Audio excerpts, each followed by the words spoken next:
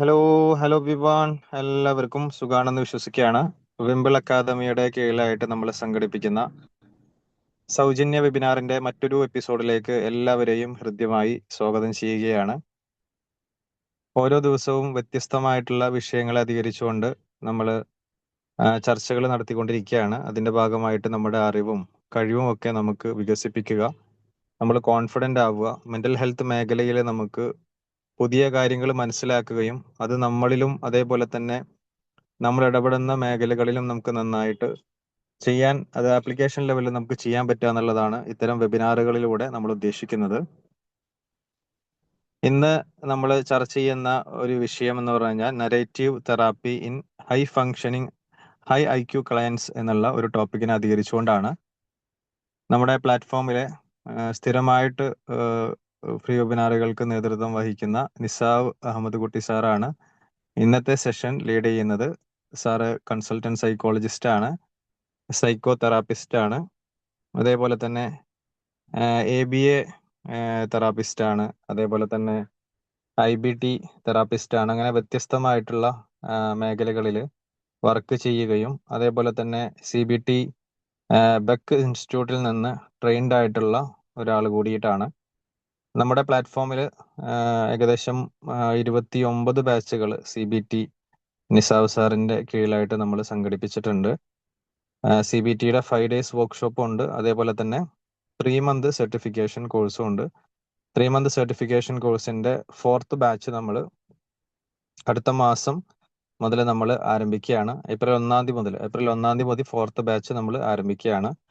അപ്പോൾ വ്യത്യസ്തമായിട്ടുള്ള സൗജന്യ വെബിനാറുകളും അതോടൊപ്പം തന്നെ ചെറിയ ഫീസിൽ വ്യത്യസ്തമായിട്ടുള്ള ആഡ് ഓൺ കോഴ്സുകളും നൽകുന്ന ഒരു പ്ലാറ്റ്ഫോമാണ് വിംബിൾ അക്കാദമിയുടെ ഈ ഒരു platform.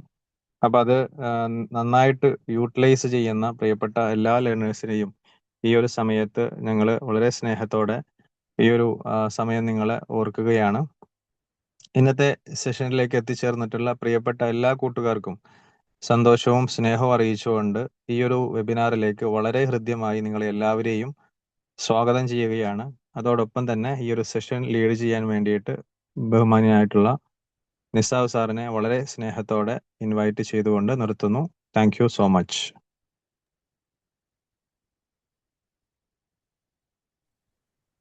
Thank you. Hello, good evening. Good evening, sir.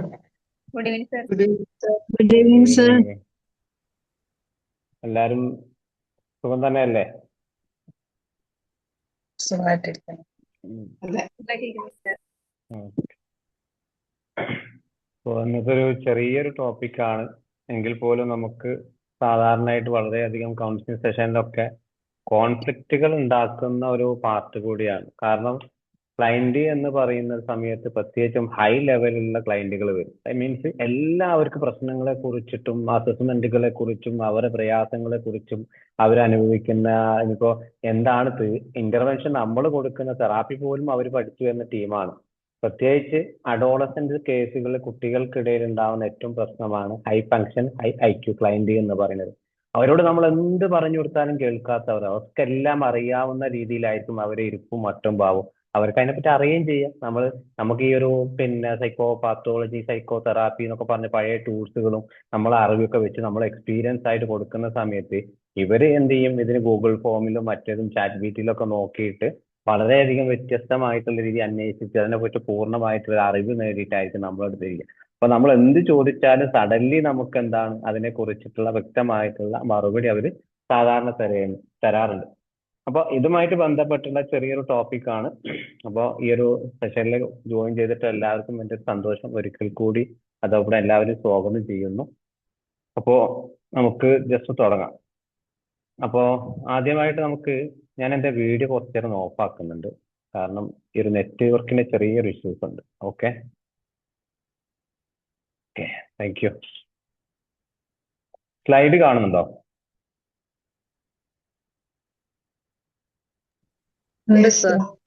കാണുന്നുണ്ട്. ഓക്കെ. അപ്പോ ഈ ഒരു നറേറ്റീവ് തെറാപ്പി ആരെങ്കിലും കേട്ടിട്ടുണ്ടോ? അതിനെപ്പറ്റി പഠിച്ചിട്ടുണ്ടോ ആരെങ്കിലും? ഇല്ല സർ. ഇല്ല. ഫസ്റ്റ് ടൈം കേൾക്കുന്നതാണ്. എല്ലാവരും ഇതേപോലെ സാറിന്റെ ഒരു വീഡിയോയിൽ കേട്ടിട്ടുണ്ട് ഞാൻ ആ നേരത്തെ ആ ഓക്കെ. അപ്പോ ഈ ഒരു നെറേറ്റീവ് തെറാപ്പി എന്ന് പറയുമ്പോൾ നമ്മുടെ ഇന്നത്തെ ഈ ഒരു കൗൺസിലിംഗ് മേഖല വളരെ ഇമ്പോർട്ടന്റ് ആയിട്ടുള്ള നമ്മൾ അറിയാതെ പോലും യൂസ് ചെയ്യുന്ന ഒരു തെറാപ്പിയാണ് നെറേറ്റീവ് എന്ന് പറയുന്നത്. സൈക്കോ തെറാപ്പി തന്നെ ഏറ്റവും മികച്ചു നിൽക്കുന്ന DBT, RBT, CBTന്റെ കൂടെ തന്നെ ഒരുമിച്ച് തനിക്കും ഇതേ തന്നെ വാല്യൂ ഉണ്ടെന്ന് മികവ് തെളിയിക്കുന്ന ഒരു സൈക്കോ ടൂൾസ് ആണ്. അപ്പോ ഇതിനെക്കുറിച്ച് നമ്മൾ പറയുന്ന സമയത്ത് എന്താണ് ഒരു നെറേറ്റീവ് തെറാപ്പി? സാധാരണയായിട്ട് നമ്മുടെയൊക്കെ ഒരു ജീവിതത്തിൽ ഒരുപാട് എക്സ്പീരിയൻസ് ഉണ്ടാവും. അതേപോലെ നമ്മുടെയൊക്കെ മുമ്പിൽ വരുന്ന ക്ലയന്റിന് ഏറ്റവും കൂടുതൽ അവരുടെ ജീവിത അനുഭവങ്ങൾ തന്നെയായിരിക്കും. ആ ഒരു ജീവിത അനുഭവങ്ങൾ എന്താണ് വീണ്ടും വീണ്ടും റീക്രിയേറ്റ് ചെയ്തുകൊണ്ട് അവരുടെ പ്രശ്നങ്ങളിൽ നിന്നും അവരെ എന്താണ് സ്വയം വേർപെടുത്താൻ ഉപയോഗിക്കുന്ന ഒരു തെറാപ്പിക് ടൂൾസ് ആണ് നെറേറ്റീവ് എന്ന് പറയുന്നത്. അതായത് അവർ ഒരുപാട് പ്രയാസങ്ങൾ നമ്മളോട് പറയുന്നു. ആ ഒരു പ്രയാസവും ആ വ്യക്തിയും തമ്മിൽ രണ്ട് പാർട്ടാക്കി തീർക്കുക എന്നുള്ളതാണ് നെറേറ്റീവ് തെറാപ്പി കൊണ്ട് ഉദ്ദേശിക്കുന്നത്. സാധാരണ നമുക്കിതിൽ പറയേണ്ടത് ആ ഒരു വ്യക്തി പ്രശ്നമല്ല, പക്ഷെങ്കിൽ അയാൾ ഇപ്പോ അനുഭവിക്കുന്ന പ്രയാസങ്ങൾ കൊണ്ടാണ് അയാൾക്ക് ഏറ്റവും കൂടുതൽ ബുദ്ധിമുട്ടുണ്ടാക്കുന്നത് എന്ന് ഒരു ശക്തമായിട്ടുള്ള ഒരു ആശയമാണ് സാധാരണ തന്നെയാണ് കൗൺസിലിംഗ് നമുക്ക് എല്ലാ മേഖലയും പറയുന്നത്.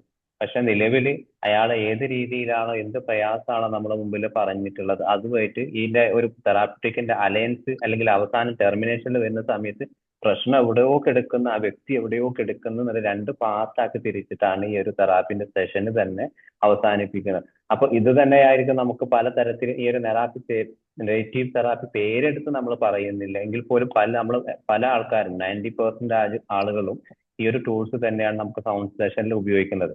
അപ്പോൾ ഇവിടെ ഞാൻ പറഞ്ഞതുപോലെ the person is not the problem, problem is the problem എന്നാണ്. ഒരു വ്യക്തി ഒരിക്കലും പ്രശ്നക്കാരനല്ല എന്നാണ് ഇവിടെ പറയുന്നത്. കാരണം അയാളുടെ പ്രശ്നം തന്നെയാണ് അയാൾക്ക് പ്രശ്നക്കാരനാക്കി മാറ്റുന്നത്. കാരണം ഉദാഹരണം പറയുന്ന സമയത്ത് ഒരു മനുഷ്യൻ അല്ലെങ്കിൽ ഒരു വ്യക്തി അല്ലെങ്കിൽ നമ്മൾ പറയുന്നത് പോലെ ക്ലയന്റ്, പേഷ്യന്റ്, അയാളുടെ ജീവിത കഥകൾ നമ്മുടെ മുമ്പിൽ വളരെയധികം സങ്കടത്തോടു കൂടി ഇങ്ങനെ റീക്രിയേറ്റ് ചെയ്യുന്ന സമയത്ത് മനുഷ്യൻ അവരുടെ ജീവിത അനുഭവങ്ങൾ വളരെ അർത്ഥവത്തോടായിരിക്കും ആ സമയത്ത് നമ്മൾ ആ ഒരു കൗൺസിലർ എന്ന നിലയിൽ നമ്മുടെ നല്ലൊരു ആക്റ്റീവ് ലിസണർ ആയിട്ട് അവിടെ നിൽക്കും. അപ്പോ നമ്മൾ ചോദിക്കുന്ന ചോദ്യങ്ങളുണ്ട്, എന്താണ് നിങ്ങൾ അവിടെ അനുഭവിച്ചിട്ടുള്ളത്? ഈ ഒരു സംഭവം നടക്കുന്ന സമയത്ത് നിങ്ങൾ എന്താണ് അവിടെ അനുഭവിച്ചിട്ടുള്ളത്? അതേ സമയത്ത് മറ്റാളുകൾ നിങ്ങൾ ഏത് അർത്ഥത്തിലാണ് കണ്ടിട്ടുള്ളത്? ഏതെങ്കിലും തരത്തിലുള്ള ഒരു സപ്പോർട്ട് നിങ്ങളുടെ ഭാഗത്ത് ഉണ്ടായിരുന്നു? അല്ലെങ്കിൽ ഈ ഒരു പ്രശ്നങ്ങൾ നിങ്ങളെ സ്ട്രെങ്ത്തിനെ പൂർണ്ണമായും തകർക്കാനുള്ള സാധ്യത ഉണ്ടാക്കിയിട്ടുണ്ടോ? എന്താണ് ഈ നിങ്ങളെ ഏറ്റവും കൂടുതൽ വേദനയുമായിട്ട് ബന്ധപ്പെട്ട അല്ലെങ്കിൽ ഈ പ്രയാസവുമായിട്ട് നിങ്ങളെ ബുദ്ധിമുട്ടുണ്ടാക്കി? ഇങ്ങനെയുള്ള ചോദ്യങ്ങൾ നമ്മൾ ചോദിക്കുന്ന സമയത്ത് ഒരിക്കലും നമ്മൾ ആ വ്യക്തിയുമായിട്ട് കണക്ട് ആയിരുന്നില്ല. നിങ്ങൾ എന്താണ് അനുഭവിച്ചിട്ടുള്ളത്? അനുഭവിച്ച കാര്യമാണ് നമ്മൾ അവിടെ ഫോക്കസ് ചെയ്യുന്നത്. ആരാണ് നിങ്ങൾക്ക് യഥാർത്ഥത്തിൽ അവിടെ ബുദ്ധിമുട്ടായിട്ടുണ്ട്? ആ ബുദ്ധിമുട്ടുള്ള കാര്യങ്ങളാണ് ചോദിക്കുന്നത്. അതേപോലെ നിങ്ങളുടെ സ്ട്രെങ്ത്, നിങ്ങൾ ഉണ്ടായിരുന്ന ഏത് സ്ട്രെങ്ത് ആണ് നഷ്ടപ്പെട്ടു പോയത്? ഒരു വിജയമാണോ ഒരു പരാജയമാണോ? പക്ഷെ ഇവിടെ ആ ഒരു വ്യക്തിയുമായിട്ട് ഒരിക്കലും നമ്മൾ കമ്പയർ ചെയ്യുന്നില്ല എന്നുള്ളതാണ്. അപ്പോ ഒരു കുട്ടി, ഉദാഹരണം പറയാണ്, ഒരു കുട്ടി നിരന്തരമായിട്ട് ക്ലാസ് റൂമിൽ ടീച്ചർ കളിയാക്കുന്നു അല്ലെങ്കിൽ മറ്റുള്ള കുട്ടികൾ കളിയാക്കുന്നു. ആ കുട്ടി കളിയാക്കുന്ന സമയത്ത് അവനോട് പറയും, നീ ഒരു ബുദ്ധി ഇല്ലാത്തവനാണ്, നിനക്ക് പഠിക്കാൻ കഴിവില്ല എന്ന് ടീച്ചർ അവന് പറയാണ്. ആ പറയുന്ന സമയത്ത് അവൻ സ്വയമായിട്ട് ഞാൻ ഒന്നിനും കഴിവില്ലാത്തവനാണ് എന്നുള്ളത് ഒരു സ്റ്റോറി പോലെ അവൻ ഉണ്ടാക്കിയാണ്. ഞാൻ കഴിവില്ലാത്തവനാണ്, ടീച്ചർ അത് പറഞ്ഞു. പക്ഷെ യഥാർത്ഥത്തിൽ അത് ഒറിജിനൽ ഫാക്ട് അല്ല. അത് ആ സംഭവത്തെ കാണുന്ന ഒരു ഇന്റർപ്രിട്ടേഷൻ മാത്രമായിട്ടാണ് ആ ഒരു സിറ്റുവേഷൻ അവർ കാണുന്നത്, തെറ്റായിട്ടുള്ള രീതിയിൽ. ഇതേപോലെ തന്നെയാണ് നമ്മുടെ മുമ്പിൽ ഇനി ആര് ക്ലയന്റ് എന്ത് വന്നു കഴിഞ്ഞാലും അവരുടെ പ്രശ്നത്തെ വ്യക്തിയെയും രണ്ട് തരത്തിൽ നമ്മൾ പാർട്ടായിട്ട് കൊടുക്കുന്നു. അപ്പോ ഞാൻ ഉദാഹരണം പറഞ്ഞതുപോലെ തന്നെ ഒരാൾ പറയാണ് ഐ ആം എ ഫെയിലിയർ, അല്ലെങ്കിൽ ഐ ആം എ ആങ്ഷ്യസ്, അതേപോലെ ഞാൻ ഒന്നിനും കൊള്ളാത്ത ഒരാൾ, ഒന്നിനും ഇനപ്പല്ല, അതേപോലെ ഞാൻ എവിടെ എന്ത് പരിപാടി വെച്ചാൽ അവിടെ പരാജയമാണ്. ഐ ആം എ ഫെയിലിയർ എന്ന് പറയുമ്പോഴും നമ്മൾ അവിടെ ഒരു തെറാപ്പിസ്റ്റിന്റെ പാർട്ടിൽ നമ്മൾ ചോദിക്കുന്ന സമയത്ത് നിങ്ങളത് അവിടെ പരാജയപ്പെട്ടു, അതെങ്ങനെയാണ് പരാജയപ്പെട്ടത് എന്നാണ് ചോദിക്കുന്നത്. അപ്പോ ഐ ആം എ ആങ്ഷ്യസ്, അയാൾ പറയുന്നത് ഞാൻ വളരെ ആങ്സൈറ്റിയുമായിട്ട് ബന്ധപ്പെട്ട് ബുദ്ധിമുട്ട് അനുഭവിക്കുകയാണ്. അപ്പോൾ നമ്മൾ തെറാപ്പിസ്റ്റ് എന്ന നിലയിൽ ചോദിക്കുകയാണ്, ഈ ഒരു ആങ്സൈറ്റി നിങ്ങളുടെ ജീവിതത്തിൽ എങ്ങനെയാണ് ബാധിക്കുന്നത്? കാരണം ഈ ഓരോ ചോദ്യത്തിലൂടെ ഒക്കെ അയാളുടെ പ്രശ്നത്തെയും ആ വ്യക്തി എന്ന രീതിയിൽ അയാളെ രണ്ട് പാർട്ടായിട്ട് നമ്മൾ മുന്നോട്ട് കൊണ്ടുപോവുകയാണ്. ഈ ഒരു രീതിയിലാണ് സാധാരണയായിട്ട് നരേറ്റീവ് തെറാപ്പി. ഉപയോഗിക്കേണ്ടത്. നെഗറ്റീവ് എന്ന് പറയും പ്രശ്നത്തെ പ്രശ്നമായിട്ട് കാണുക, ആ വ്യക്തിയുടെ ക്വാളിറ്റിയെ വ്യക്തിയായിട്ട് കാണുക എന്നുള്ളതാണ് ഓവറോൾ നമുക്ക് ഇതിലൂടെ പറയാനുള്ളത്. ഇനി ഇതേപോലെ തന്നെ പ്രധാനമായിട്ടും ഈ ഒരു തെറാപ്പി നമുക്ക് ഏതൊക്കെ രീതിയിലാണ് 3 ടൈപ്പായിട്ടാണ് സാധാരണയായിട്ട് നമുക്ക് അവരുടെ മുമ്പിൽ ഉപയോഗിക്കേണ്ടത്.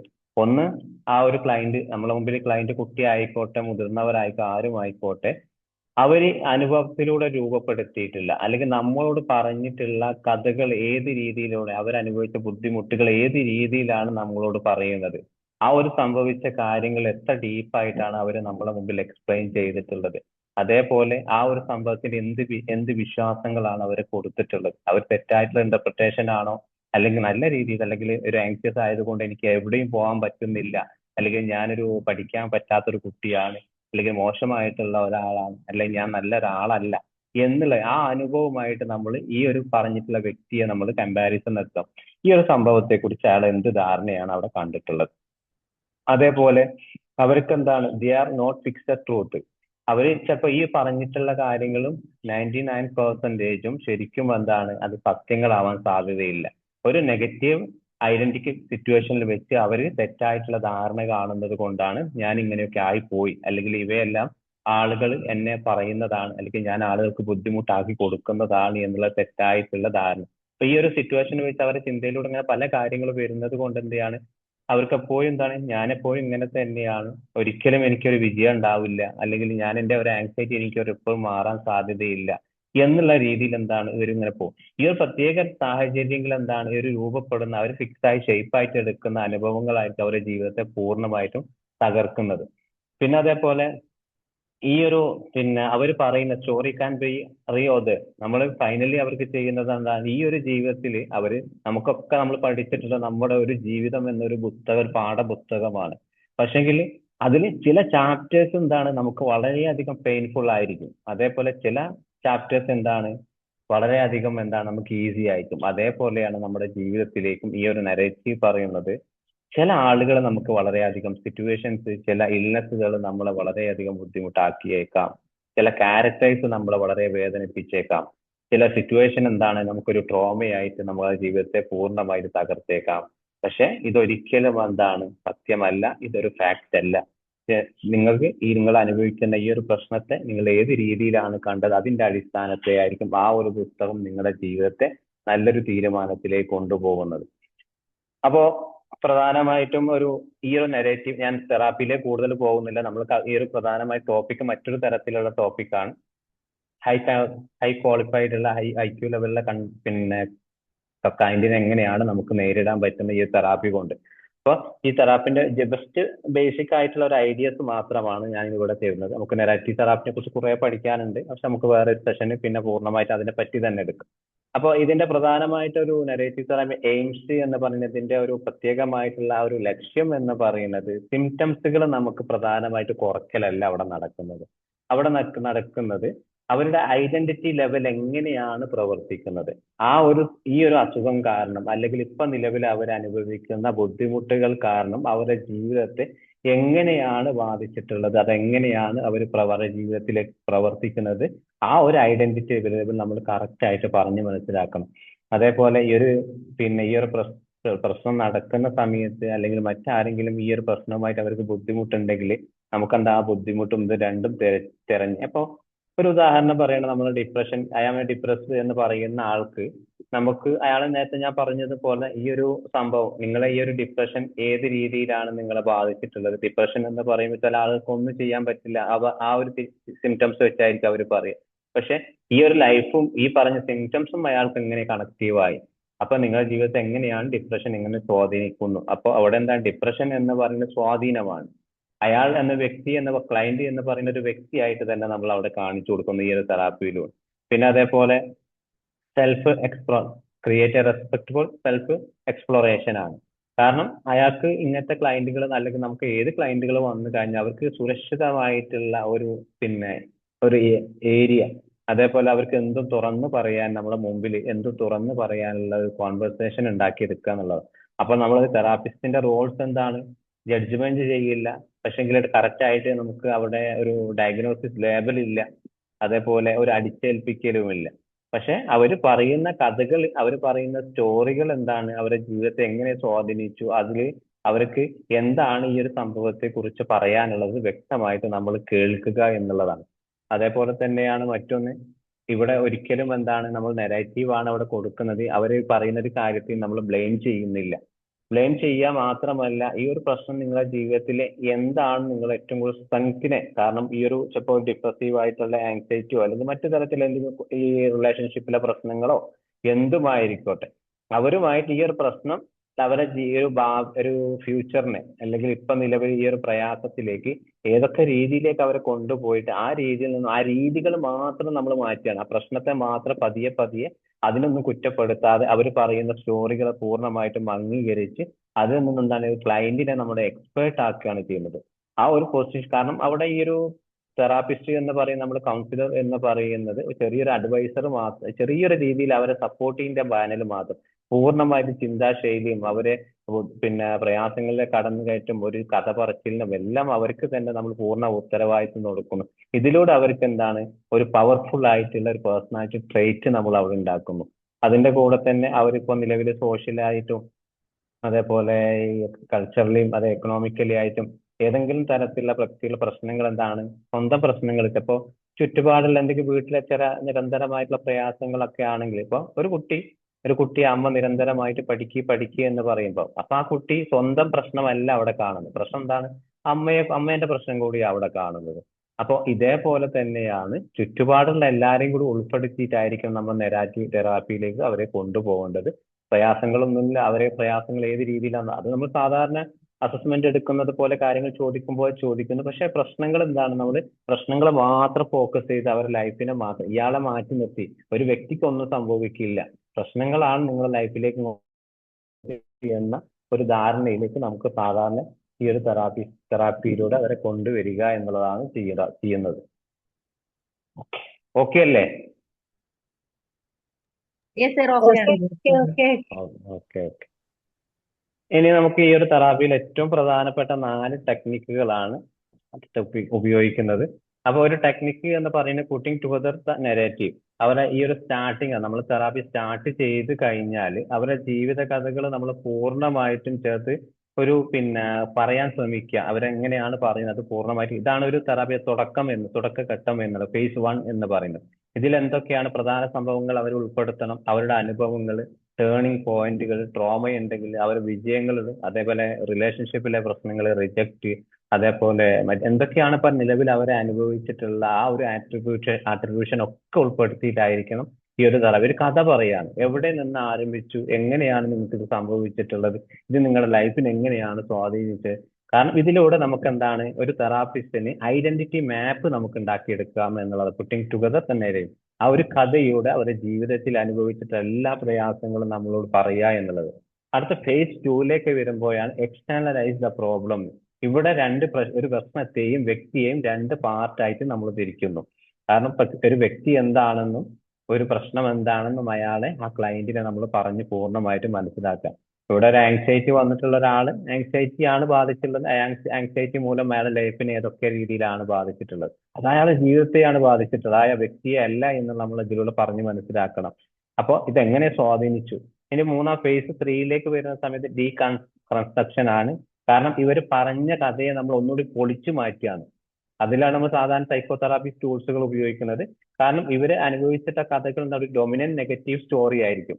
കാരണം എന്തെങ്കിലും ഒരു സംഭവത്തിൽ നിന്ന് അവർ തെറ്റായിട്ടുള്ള പല ധാരണകളിൽ ഇന്റർപ്രിട്ടേഷൻ നടത്തി അത് എനിക്കിതൊക്കെ സംഭവിച്ചു പോയി, അല്ലെങ്കിൽ എനിക്കിനി ഒന്നും ചെയ്യാൻ പറ്റില്ല, ഞാൻ പൂർണ്ണമായി പരാജയമാണ്, എങ്ങനെയുള്ള പലതരത്തിലുള്ള ഡൊമിനന്റ് നെഗറ്റീവ് സ്റ്റോറീസ് എന്താണ് പല അസംഷനിലൂടെ അവരുടെ ജീവിതത്തെ ബാധിച്ചിട്ടുണ്ടാവാം. കാരണം ഈ ഒരു സംഭവം എന്താണ്, ഞാൻ ഫെയിലിയർ ആണ്. അപ്പോൾ അവരൊരു തെറാപ്പിസ്റ്റ് ചോദിക്കുകയാണ്, ഇവിടെ എന്താണ് അർത്ഥമാക്കുന്നത്, നിങ്ങൾ എങ്ങനെയാണ് പരാജയപ്പെട്ടത്, ആരാണ് ഇത് നിങ്ങളോട് പറഞ്ഞിട്ടുള്ളത്, നിങ്ങൾ പൂർണ്ണ എനിക്കൊരു ആങ്സൈറ്റി കൊണ്ട് എനിക്ക് എവിടെയും ചെയ്യാൻ പറ്റില്ല. അപ്പൊ നിങ്ങൾക്ക് ഒരു ആങ്സൈറ്റി ഉണ്ട്, നിങ്ങൾ വേറെ ആരെങ്കിലും പറഞ്ഞിട്ട് ഇത് എന്ത് തെളിവാണുള്ളത്, നിങ്ങൾ പല സ്ഥലത്തും പോകുന്നില്ലേ, എന്റെ മുമ്പിൽ വരെ നിങ്ങൾ വന്നിട്ടില്ലേ, ഈ ഒരു ആങ്സൈറ്റി എങ്ങനെയാണ് നിങ്ങളുടെ ബാധിച്ചത്.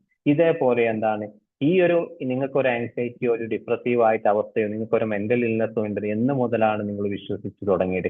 ഇതേപോലുള്ള കാര്യങ്ങളിലൂടെ അവരുടെ അവർ പറഞ്ഞിട്ടുള്ള കഥകളെ നമ്മൾ എന്താണ് കൺസ്ട്രക്ട് ചെയ്തിട്ട് അതിലൂടെ എന്താ ഒരു റിയാലിറ്റിയിലേക്ക് നമ്മൾ കൊണ്ടുപോവുകയാണ് ഇവിടെ ചെയ്തത്. ഇനി ഫേസ് 4 വരുന്ന സമയത്ത് നമുക്ക് പറയുന്നത് യുണീക്ക് ഔട്ട്കം ആണ്. ഇവിടെ അവിടെ ചെയ്യുന്ന അവർക്ക് പോസിറ്റീവ് ആയിട്ടുള്ള ചില കാര്യങ്ങൾ ഈ യുണീക്ക് അതിൽ കവർ നേരത്തെ നമ്മൾ പറഞ്ഞ പോലെ ഡൊമിനന്റ് ആയിട്ടുള്ള പല നെഗറ്റീവ് ആയിട്ടുള്ള കഥകൾ അവർ പറഞ്ഞിട്ടുണ്ടാവും. അപ്പൊ കഥകളിൽ നിന്നും പ്രധാനമായിട്ട് അവർ പറഞ്ഞ് മനസ്സിലാക്കി അവരെ പോസിറ്റീവ്. കാരണം ഈ ഒരു ആങ്സൈറ്റി എന്ന് പറയുമ്പോൾ നമുക്ക് ഏറ്റവും കൂടുതൽ ഞാനൊക്കെ ഒരു ആങ്സൈറ്റി കേസുകളിൽ നെഗറ്റീവ് തെറാപ്പി സാധാരണ ഉപയോഗിക്കാറ്. അതുകൊണ്ടാണ് ആങ്സൈറ്റി റിപ്പീറ്റഡ് ആയിട്ട് വരുന്നത്. അപ്പൊ ഈ ഒരു ആങ്സൈറ്റി എന്ന് പറയുന്നത് നിങ്ങൾ എങ്ങനെയാണ് ചെറുത്ത് നിൽക്കുന്നത് എന്നുള്ളതാണ്. ഏത് രീതിയിലാണ് കോപ്പിംഗ് മെക്കാനിസങ്ങൾ നമ്മൾ ഉപയോഗിക്കുന്നത്. കാരണം അവർ ഈ ഒരു പ്രയാസങ്ങൾ വന്നതിന് ശേഷം എന്തൊക്കെയാണ് ബിഹേവിയർ പരമായിട്ടും ചിന്താപരമായിട്ടും അവരൊക്കെ ചെയ്തിട്ടുള്ളത് അത് അറിയാൻ വേണ്ടിയിട്ടുള്ള നമ്മൾ യുണീക്ക് അവരെ പോസിറ്റീവ് സാധാരണ നമ്മൾ CBTയിലൊക്കെ എംഫസൈസ് ദ പോസിറ്റീവ് അവർ ചെറിയ സിമ്പിൾ ആയിട്ടുള്ള അവർ നല്ല കാര്യങ്ങൾ തിരിച്ചറിയും. ഇവിടെ യുണീക്ക് ഔട്ട്കം ആണ് അവര് ഈ പ്രയാസങ്ങൾ കാരണം ഏതെങ്കിലും ഒരു അവസരത്തിൽ അവർ നല്ല കാര്യങ്ങൾ അല്ലെങ്കിൽ ഈ ഒരു പ്രയാസത്തെ തരണം ചെയ്യാൻ വേണ്ടിയിട്ട് എന്തെങ്കിലും കാര്യങ്ങൾ ചെയ്തിട്ടുണ്ടോ അതിനെ നമ്മൾ കണ്ടെത്തിയിട്ട് അതിലൂടെ എന്താണ് ആ തെറാപ്പി ടെർമിനേഷൻ അവസാനിപ്പിക്കുകയാണ്. ഒരുപാട് പിന്നെ ടൂൾസും അതേപോലെ ആക്ടിവിറ്റീസും ഇതിൽ കൊടുക്കാനില്ല എന്നുള്ളതാണ്. നമ്മൾ കമ്മ്യൂണിക്കേഷൻ തന്നെയാണ് ക്ലിയർ ആയിട്ട് ചെയ്ത് മുന്നോട്ട് കൊണ്ടുപോകേണ്ടത്. ഇനി ഇത് എങ്ങനെയാണ് നമുക്കിത് ഒരു പ്രാക്ടിക്കസ് ലെവലിൽ നമുക്ക് പോവുക? കാരണം പിന്നെ സാധാരണ ആയിട്ട് നമുക്ക് പറഞ്ഞതുപോലെ തന്നെ നമ്മൾ ഇതുവരെ പറഞ്ഞു തന്നെയാണ് എങ്ങനെയാണ് നരേറ്റീവ് എന്ന് പ്രാക്ടീസ് ചെയ്യുക, ആ ഒരു വ്യക്തിയെ പൂർണ്ണമായിട്ട് കഥ പറയാനുള്ള അവസരങ്ങൾ ഉണ്ടാക്കുക, പൂർണ്ണമായിട്ടും ബ്ലെയിംസും ലേബലും ഒരിക്കലും എന്താണ് കൗൺസിലിംഗ് സെഷനിൽ നിങ്ങൾക്കൊരു ആങ്സൈറ്റി ആണ്, നിങ്ങൾക്കൊരു ഡിപ്രഷൻ ആണ്, അതേപോലെ നിങ്ങൾക്കൊരു പേഴ്സണാലിറ്റി ട്രേറ്റ് ഉണ്ട്, അസുഖം ഒരിക്കലും നമ്മളോട് അവരോട് പറയാൻ പാടില്ല. അത് വലിയൊരു പ്രയാസങ്ങൾ അവർ സിംറ്റംസുകൾ വെച്ചിട്ട് നിങ്ങൾക്ക് ഇന്ന ബുദ്ധിമുട്ട് അനുഭവിക്കുന്നുണ്ടോ, അല്ലെങ്കിൽ ഉറക്കിന്റെ പ്രശ്നങ്ങളുണ്ടോ, അല്ലെങ്കിൽ വേറെ ശരീരത്തിൽ എന്തെങ്കിലും ക്ഷീണത്തിന്റെ പ്രശ്നങ്ങളുണ്ടോ, ഈ ഒരു രീതിയിൽ സിംറ്റംസ് എന്താണ് അവർ പറയുന്നത് അതനുസരിച്ചായിരിക്കണം നമ്മൾ മുന്നോട്ട് പോകേണ്ടത്. പിന്നെ ആ സ്റ്റോറി ഒന്നുകൂടെ റീക്രിയേറ്റ് ചെയ്യണം. റീക്രിയേറ്റ് ചെയ്യുക എന്ന് പറഞ്ഞാൽ നമ്മൾ ഈ പറഞ്ഞതുപോലെ അവർ പറഞ്ഞ ആ തെറ്റായിട്ടുള്ള ആ ഒരു ഡൊമിനന്റ് സ്റ്റോറിയിൽ നിന്ന് പോസിറ്റീവ് ആയിട്ടുള്ള കാര്യങ്ങളിലേക്ക് അവരെ കൊണ്ടുപോവുക എന്നുള്ളത്. പിന്നെ അതേപോലെ re establish the present unique outcome ആണ്. കാരണം അവരെ പോസിറ്റീവ് ആയിട്ടുള്ള കാര്യങ്ങൾ നല്ലത് കണ്ടെത്തിയിട്ട് അവർക്ക് എങ്ങനെയാണ് ജീവിതത്തിലേക്ക് മുന്നോട്ട് കൊണ്ടുപോകേണ്ടത്. ഇതാണ് നരേറ്റീവ് തെറാപ്പിയെ കുറിച്ച് സിമ്പിൾ ആയിട്ട് എനിക്ക് പറയാനുള്ളത്. ഇനി നമുക്ക് ഹൈ ഫങ്ഷനിങ് ഹൈ IQ ക്ലയന്റുകൾ നരേറ്റീവ് തെറാപ്പി എങ്ങനെയാണ് നമുക്ക് കൂടുതലായിട്ടൊന്ന് ചെയ്യാം, ഏത് രീതിയിലാണ് അവർക്ക് നമുക്ക് നല്ല രീതിയിലേക്ക് അവർക്ക് കാര്യങ്ങൾ ചെയ്യാം. അപ്പൊ ഇങ്ങനെ വരുന്ന ക്ലയന്റുകൾ ഒന്നാമതാണ് എല്ലാം ഓവർ ജനറലൈസ്. ഞാൻ തുടക്കത്തിൽ പറഞ്ഞതുപോലെ ഓവർ അനലൈസ് ആണ്. എല്ലാ കാര്യങ്ങളും എനിക്കറിയാം, സിമ്പിൾ ആയിട്ട് ഒരു ബോഡി എക്സ്പ്രഷനും ഒരു ഫേസ് എക്സ്പ്രഷനും ഒന്നും ഇല്ലാതെ നമ്മുടെ മുമ്പിൽ വരുന്ന ആളുകളായിരിക്കും. കാരണം അവർക്ക് കാര്യങ്ങൾ നമ്മളോട് പറയണം, ഒരു തെറാപ്പിസ്റ്റ് സപ്പോർട്ട് അവർക്ക് വേണം, പക്ഷെ അവർക്ക് എല്ലാം അറിയുന്ന ഒരു ഭാവമായിരിക്കും. അതേപോലെ അവർക്ക് തന്നെ ഇമോഷൻ ഇമോഷൻസ് അവർക്ക് കൺട്രോൾ ചെയ്യാൻ പറ്റും. എന്താണ് ഞാനിപ്പോ അനുഭവിക്കുന്നത്, എന്ത് ബുദ്ധിമുട്ടാണ് അവർ തന്നെ പറയും. എനിക്കിപ്പോ ചില സമയത്ത് സങ്കടമൊക്കെ ഉണ്ട്, ഇപ്പൊ വലിയ പ്രശ്നങ്ങളൊന്നുമില്ല, ചില സമയം ഞാൻ സന്തോഷപരമായിട്ട് കാര്യങ്ങളെല്ലാം ഹാപ്പി ആയിട്ടുള്ള കാര്യങ്ങളൊക്കെ ചെയ്യുന്നുണ്ട്. ഇതേപോലെ പിന്നെ അതേപോലെ ചലഞ്ച് തെറാപ്പിസ്റ്റ് ലോജിക് നമ്മൾ പറയുന്ന കാര്യങ്ങളൊന്നും അവർ അംഗീകരിക്കാൻ തയ്യാറ്. അതിനൊക്കെ അവർ ചെയ്യും. CBT ഇങ്ങനെയല്ല ഉപയോഗിക്കേണ്ടത്, DBT ഇങ്ങനെയല്ലല്ലോ ഞാൻ പഠിച്ചിട്ടുള്ളത്, ചാറ്റ് GPTയിൽ അങ്ങനെയല്ലല്ലോ പറയുന്നത്, പിന്നെ നിങ്ങൾക്ക് എന്താണ് പ്രത്യേകത? അതാണ് അവര് പഠിച്ചിട്ടുള്ള കുറെ കാര്യങ്ങൾ നമുക്ക് ഒരു വരിക. അവര് നമ്മളെ ആർഗ്യുമെന്റ് ചെയ്യും, ഇത് അങ്ങനെയല്ല ഇതിങ്ങനെ. പിന്നെ അതേപോലെ നമ്മൾ ആ ഒരു തെറാപ്പിറ്റിക് സെറ്റിംഗ്സിനെ കുറിച്ചിട്ട് നമ്മളെ ക്ലിനിക്കിനെ കുറിച്ചിട്ട് ഒക്കെ അവർ പറയും ഇങ്ങനെ നല്ല ഒരു സെറ്റ് ഉണ്ടാകും. കാരണം ഇവർ ഇതേപോലെ അവർക്ക് ഹൈ ക്വാളിറ്റി ആയിരിക്കും, എല്ലാവരും IQ ലെവൽ ആയിരിക്കും. പിന്നെ അതേപോലെ ഇൻകൺസിസ്റ്റന്റ് ആയിട്ട് തന്നെ അവരെന്താണ് ക്വിക്ലി ആയിട്ട് എന്താണ് എല്ലാം നമ്മൾ പറഞ്ഞു കൊടുക്കുന്നതിന് മുമ്പ് ഞാൻ അങ്ങനെ ചെയ്യാം, ഇങ്ങനെ ചെയ്താൽ പോരെ, ജേണൽ ഇങ്ങനെ ചെയ്താൽ പോരെ, ഈ ഒരു ആക്ടിവിറ്റി ഇങ്ങനെ ചെയ്താൽ പോരെ, നമ്മളോട് തന്നെ പറയുന്ന രീതിയിലായിരിക്കും. എല്ലാം ക്വിക്ലി ആയിരിക്കും. നമ്മൾ പറഞ്ഞു കൊടുക്കുന്നതിന് മുന്നേ ഇങ്ങോട്ട് എറിഞ്ഞു തരും. പിന്നെ എന്തിനാണ് നമ്മൾ തന്നെ വിചാരിക്കും എന്തിനാണ് ഇപ്പൊ ഇയാൾ എന്നെ അന്വേഷിച്ച് വന്നിട്ടുള്ളത് എന്നുള്ള ഒരു സിറ്റുവേഷൻ ആയിരിക്കും നമ്മുടെ മൈൻഡ് ആ സമയത്ത് പോവുക. പിന്നെ അതേപോലെ എന്താ അടുത്തത് ഫീൽ ഡിഫറൻസ് ഫ്രം അതേഴ്സ്. അവർ പറയും ഞാൻ മറ്റുള്ള ആളുകളെ പോലെ ഞാനൊരു വേറിട്ട ആളാണ്, എന്റെ ഐഡന്റിറ്റി സ്റ്റോറി വേറെ മറ്റു തരത്തിലുള്ളതാണ്, നിങ്ങൾക്ക് ചിലപ്പോൾ എന്നെ മനസ്സിലാക്കി കൊള്ളണമെന്നില്ല. അവർ പറയാണ് എന്റെ പ്രശ്നങ്ങളെ കുറിച്ച് നിങ്ങൾക്ക് ചിലപ്പോൾ പെട്ടെന്ന് ക്ലിക്ക് ആവണമെന്നില്ല, അപ്പൊ പലർക്കും എന്നെ മനസ്സിലായിട്ടില്ല എന്നുള്ള രീതി, ഞാനൊരു വേറിട്ടുള്ള ഒരാളാണ്. ഇതിലൂടെ എന്ത് ചെയ്യും, അവരുടെ ഡെവലപ്പ് സ്ട്രോങ്, അവർ സ്വയമായിട്ട് ഈ പറഞ്ഞെടുത്തിട്ടുള്ള കാര്യങ്ങളും അവരെ സ്വയം ഈ ഒരു പേഴ്സണാലിറ്റി ട്രേറ്റും എന്താണ്, അവരുടെ സെൽഫ് കൺസെപ്റ്റ് എന്താണ് വളരെയധികം ശക്തമായിരിക്കാനുള്ള സാധ്യത ഈ ഒരു സാഹചര്യത്തിൽ കൂടും. ഇപ്പൊ ഇവിടെ ഇരിക്കുന്ന പല ആൾക്കും ഈ ഒരു എക്സ്പീരിയൻസ് ഉണ്ടാവും. നമ്മളെ മുമ്പിൽ ക്ലയന്റ് വരുന്ന സമയത്ത്, ഈ ഒരു പ്രയാസങ്ങൾ നടക്കുന്ന സമയത്ത്. അപ്പൊ ഇതിലൂടെ നമുക്ക് കോമൺ ആയിട്ട് നമുക്ക് ഈ ഒരു നരേറ്റീവ് തെറാപ്പിയിലൂടെ നമുക്ക് ഏതൊക്കെ രീതിയിലാണ് പ്രയാസം നമുക്ക് എങ്ങനെയൊക്കെ മാറ്റിയെടുക്കാം എന്നുള്ളതാണ് ഇനി നമുക്ക് നോക്കേണ്ടത്. ഓക്കെ, ക്ലിയർ അല്ലേ? Clear Any- clear any- okay. Clear ആണ്. Okay 1 second.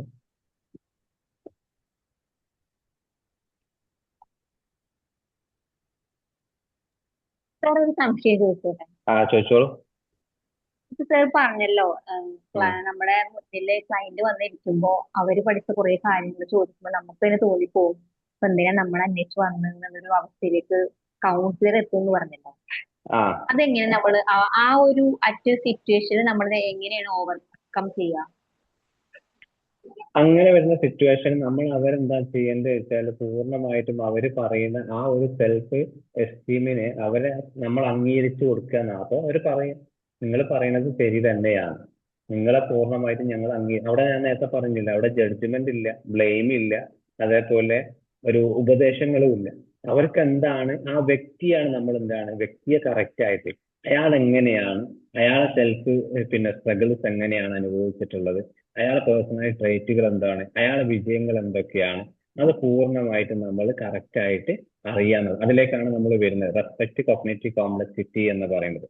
ഇങ്ങനെ ഐക്യമുള്ള ആളുകൾക്ക് എന്താണ് ഇവരെ ചിന്തകൾ വളരെയധികം ആഴത്തിലുള്ളതായിരിക്കും. കാരണം ഇതൊരു നമ്മളവിടെ ഈ ഒരു തെറാപ്പി കൊണ്ട് ഒരു സിംപ്ലിസിറ്റി ആയിട്ടുള്ള ഒരു അഡ്വൈസ് കൊടുക്കുകയൊന്നുമല്ല, അഡ്വൈസ് കൊടുത്തിട്ട് കാര്യമില്ല, അപ്പോൾ നിങ്ങൾ പറഞ്ഞതുപോലെ.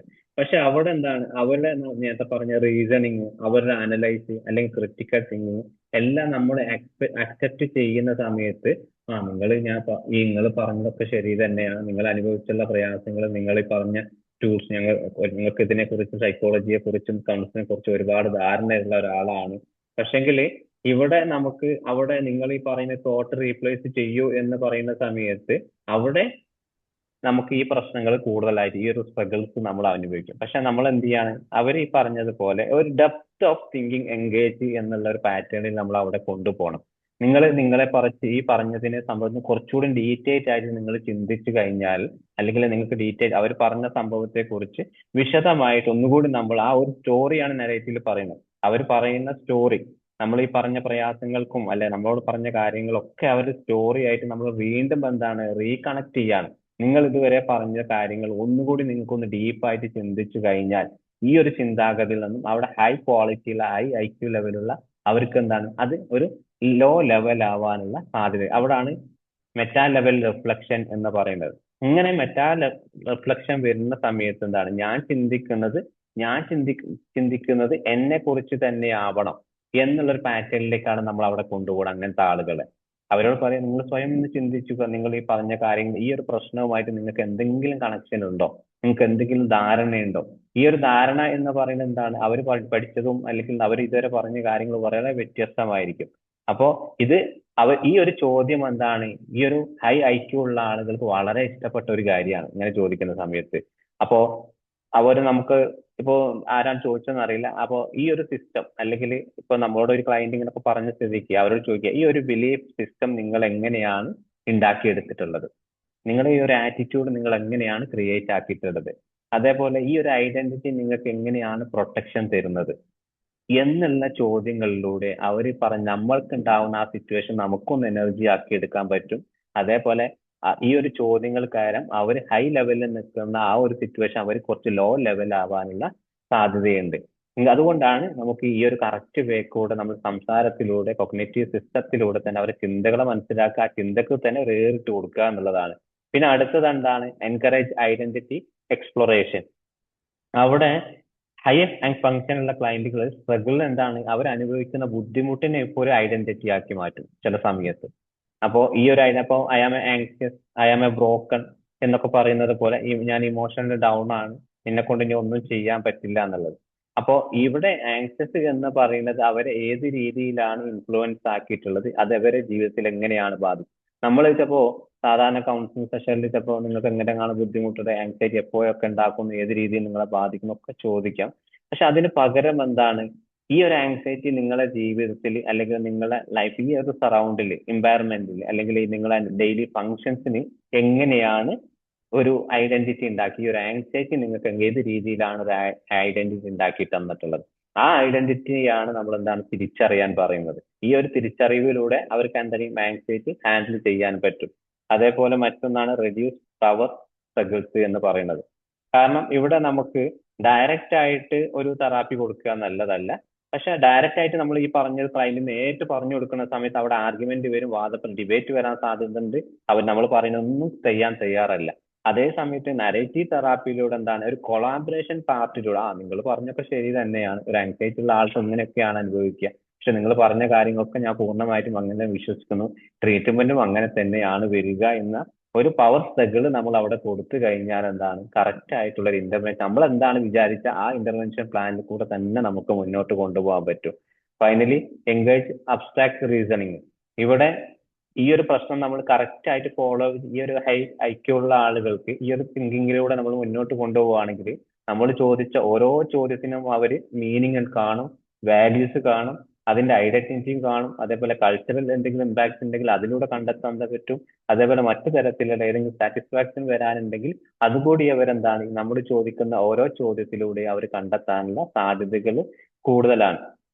അപ്പോൾ ഈ ഒരു രീതിയിലാണ് നമുക്ക് പ്രധാനമായിട്ടും നരേറ്റീവ് തെറാപ്പിയിൽ ഇങ്ങനെ ഹൈക്യുള്ള ആളുകളെ ഫസ്റ്റ് ആയിട്ട് നമ്മൾ കണ്ടക്ട് ചെയ്യേണ്ടത്, അല്ലെങ്കിൽ അവരുമായിട്ട് ഒരു കൊളാബറേഷൻ അല്ലെങ്കിൽ ഒരു നല്ല റാപ്പ് ബിൽഡപ്പ് ഉണ്ടാക്കുന്നത്. അപ്പോൾ പേഴ്സണൽ ലൈഫിനെ കുറിച്ച് ചോദ്യങ്ങൾ ചോദിച്ച ശേഷം എന്താണ് ഒരു ഡീപ്പായിട്ട് ആ പ്രശ്നങ്ങൾ എന്താണ് വേർതിരിപ്പിക്കണം. നിങ്ങൾ അനുഭവിക്കുന്നത് നിങ്ങൾ തന്നെയാണെങ്കിൽ പോലും ഇത് രണ്ടാണ് എന്നുള്ളത് ഈ ഒരു ടൂൾസുകൾ വെച്ചുകൊണ്ട് മുന്നോട്ട് പോവാം. പിന്നെ അതേപോലെ ഈ ഹൈക്യുള്ള ക്ലയന്റുള്ള ആളുകൾക്ക് ഒരു നാച്ചുറൽ ആയിട്ട് തന്നെ അവർക്ക് എന്താണ് ഈ ഒരു അവരുടെ ഫീലിങ്സിലും പല ബുദ്ധിമുട്ടുകളും വരാനുള്ള സാധ്യതകളുണ്ട്. അപ്പോൾ സ്വയമായിട്ട് അവർ കാണുക മീനിങ് എന്ന് പറയുമ്പോൾ എന്റെ ജീവിതത്തിന് ഇനി എന്ത് അർത്ഥമാണുള്ളത്, എനിക്കിനി ജീവിക്കാൻ മുന്നോട്ടൊരു സാധ്യത ഇല്ല എന്നൊക്കെ പറയുന്ന സമയത്ത് അവിടെ പാറ്റേൺ എന്താണ്, എന്റെ റിലേഷൻഷിപ്പ് എല്ലാം ഒരു പാറ്റേണിൽ കൂടെ തന്നെയാണ് പോകുന്നത്. അതേപോലെ ലാംഗ്വേജ് എന്ന് പറയുന്നത് നമ്മൾ ഉപയോഗിക്കുന്ന സംസാര ശൈലി അതൊരു ഐഡന്റിറ്റിയാണോ രൂപപ്പെടുത്തുന്നത്. പിന്നെ മെറ്റാകോഗ്നിഷൻ എന്ന് പറയുന്നത് എന്റെ ചിന്തയുടെ സ്ട്രക്ചർ എന്താണ്. അതേപോലെ ഐഡന്റിറ്റി കൺസ്ട്രക്ഷൻ അവിടെ ഉപയോഗിക്കുന്നത് എന്താണ്, ഞാൻ ആരാണ്, എന്റെ സ്റ്റോറി, എന്റെ ജീവിതകഥം എങ്ങനെയൊക്കെയാ പോകുന്നത്. ഇതേപോലെ ഈ ഒരു 5 കാര്യങ്ങൾ എന്താണ് ഇങ്ങനെയുള്ള ആളുകളെ മനസ്സിലോ ചിന്തകളിലൂടെ ഇങ്ങനെ കറങ്ങിക്കൊണ്ടിരിക്കും. ഈ ഒരു ചിന്തകൾ എന്ത് ചെയ്യും, അവരെ വല്ലാത്ത പ്രയാസങ്ങളിൽ കടന്നു പോകും. അപ്പൊ അവിടെ കൺഫ്യൂസ്ഡ് ആവും, ഈ പറഞ്ഞ പല പ്രയാസങ്ങൾ വരാനുള്ള സാധ്യത. അപ്പൊ ഇതിൽ ഓരോന്നായിട്ടും എന്താണ് മീനിങ്, ആ ഒരു പ്രശ്നം നടക്കുന്ന സമയത്ത് അവരെങ്ങനെയാണ് അതിനെ കണ്ടിട്ടുള്ളത്, ആ പാറ്റേൺ എന്ന് പറയും, ആ റിലേഷൻഷിപ്പിൽ അല്ലെ തന്റെ ഈ ഒരു ബാധിച്ചിട്ടുള്ള മേഖലയിൽ ഏത് പാറ്റേണിലാണ് ഇത് പോകുന്നത്. പിന്നെ അതേപോലെ എന്റെ ഈ ഒരു കാരണം ഞാൻ എന്റെ സംസാരത്തിലും എന്റെ ലാംഗ്വേജിലും ഞാൻ ആളുകളുമായിട്ട് ഇടപഴകില്ല ഏത് തരത്തിലാണ് എന്നെ ബാധിക്കുന്നത്. മെറ്റാകോഗ്നിഷൻ എന്ന് പറയും എന്റെ ഒരു ചിന്തയുടെ ഈ ഒരു പ്രശ്നം വന്നതിന് ശേഷം എന്റെ ലൈഫിൽ ഉണ്ടാവുന്ന ഒരു തിങ്കിങ് സ്ട്രക്ചർ എങ്ങനെയാണ് രൂപപ്പെട്ടിട്ടുള്ളത്. പിന്നെ അതേപോലെ ഐഡന്റിറ്റി കൺസെപ്ഷൻ എന്ന് പറയുമ്പോൾ എന്റെ ജീവിത കഥ എങ്ങനെയാണ്, എന്റെ ലൈഫ് ഇപ്പൊ എങ്ങനെയാണ് മുന്നോട്ട് പോകുന്നത് എന്നുള്ള സ്വയം ഒരു തിരിച്ചറിവ് അവർക്ക് നമുക്ക് ഇതിലൂടെ ഉണ്ടാക്കിയെടുക്കാൻ പറ്റണം.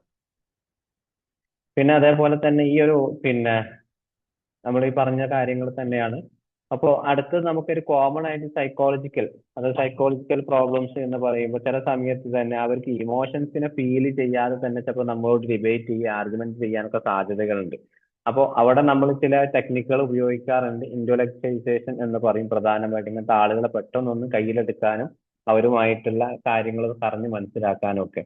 അപ്പൊ അവരോട് പറയാം, അവര് ഇപ്പൊ നിലവിലുള്ള ഇമോഷൻസിനെ നിലവിലെ ഇമോഷൻസ് ഒക്കെ അനുഭവിക്കുന്നുണ്ട്, പക്ഷെ നമ്മൾ അത് ഫീൽ ചെയ്യാതെ അവരോട് എന്താണ് അതിനെ ഒരു ബ്രേക്കപ്പ് ചെയ്യാൻ നമ്മൾ ശ്രമിക്കുക എന്നുള്ളതാണ് ഇന്റലക്ച്വലൈസേഷൻ എന്ന് പറയുന്നത്. കാരണം ഇവിടെ ഉദാഹരണം പറയുകയാണെങ്കിൽ ഒരു തെറാപ്പിസ്റ്റ് അല്ലെങ്കിൽ ക്ലയന്റിന് നിങ്ങൾക്ക് ഒരു ആങ്സൈറ്റി ഉണ്ടാവുന്ന സമയത്ത് നിങ്ങൾക്ക് ചെസ്റ്റ് പെയിൻ ഉണ്ടാവാറുണ്ടോ, ബ്രീത്തിങ്ങിന്റെ പ്രയാസങ്ങൾ ഉണ്ടാവാറുണ്ടോ, എന്തെങ്കിലും പ്രയാസങ്ങൾ ഉണ്ടാവുന്ന ചോദിക്കുന്ന സമയത്ത് അവർ ചോദിക്കുന്ന ഈ ഒരു പ്രശ്നം അവർ അനുഭവിക്കുന്നുണ്ട് എന്ന് പറയണം. അപ്പൊ അവരോട് പറയും, അപ്പൊ ആ സമയത്ത് നിങ്ങൾക്ക് ഇമോഷൻ ഏത് രീതിയിലാണ് കണക്ട് ആവുന്നത്, ഈ ഒരു പ്രശ്നം വരുന്ന സമയത്ത് ഫിസിക്കലി ആയിട്ട് വരുന്ന സമയത്ത് ഇമോഷൻ എങ്ങനെ കാണുന്നത്. കാരണം ഇതിനു മുമ്പ് അവർ ഇമോഷനെ കുറിച്ച് ഒന്നും പറഞ്ഞിട്ടുണ്ടാവില്ല, അനുഭവിക്കുന്ന കാര്യങ്ങൾ മാത്രം പറയും, ഫിസിക്കലി ആയിട്ട് അനുഭവിക്കുന്ന കാര്യങ്ങൾ മാത്രം. അപ്പൊ അതിലൂടെ എന്ത് ചെയ്യാം, അവർ പറയുന്ന പ്രശ്നങ്ങളെ നമുക്ക് കറക്റ്റ് ആയിട്ട് ഒരു ഇമോഷൻ കണക്ട് ചെയ്യുക എന്നുള്ളതാണ്. ഇനി അടുത്തത് പെർഫെക്ഷനിസം എന്ന് പറയുമ്പോൾ അവിടെ കുറച്ചുകൂടി ചില ആളുകൾക്ക് നമുക്ക് സാധാരണ കോഗ്നിറ്റീവ് ഡിസ്റ്റോർഷൻസ് ഒക്കെ പറയുന്നത് പോലെ തന്നെ ഞാൻ പെർഫെക്റ്റ് അല്ലെങ്കിൽ ഒന്നുമല്ല, പിന്നെ ഇതേപോലെ ഞാൻ എല്ലാം ശരിയാവണമെങ്കിൽ എന്റെ ഭാഗത്തൊരു മിസ്റ്റേക്കും വരാൻ പാടില്ല, ഇങ്ങനെ പലതരത്തിലുള്ള കാരണങ്ങളൊക്കെ ഉണ്ടാവും. അപ്പൊ ഇവിടെ മിസ്റ്റേക്ക് എന്ന് പറയുന്നത് എന്താണ്, അവര് സ്വന്തമായിട്ട് ഒരു ഐഡന്റിറ്റിയാണ് കാണുന്നത്. അപ്പൊ ഈ ഒരു ഐഡന്റിറ്റിയെ നമ്മൾ എന്താണ് മാറ്റിയെടുക്കാം.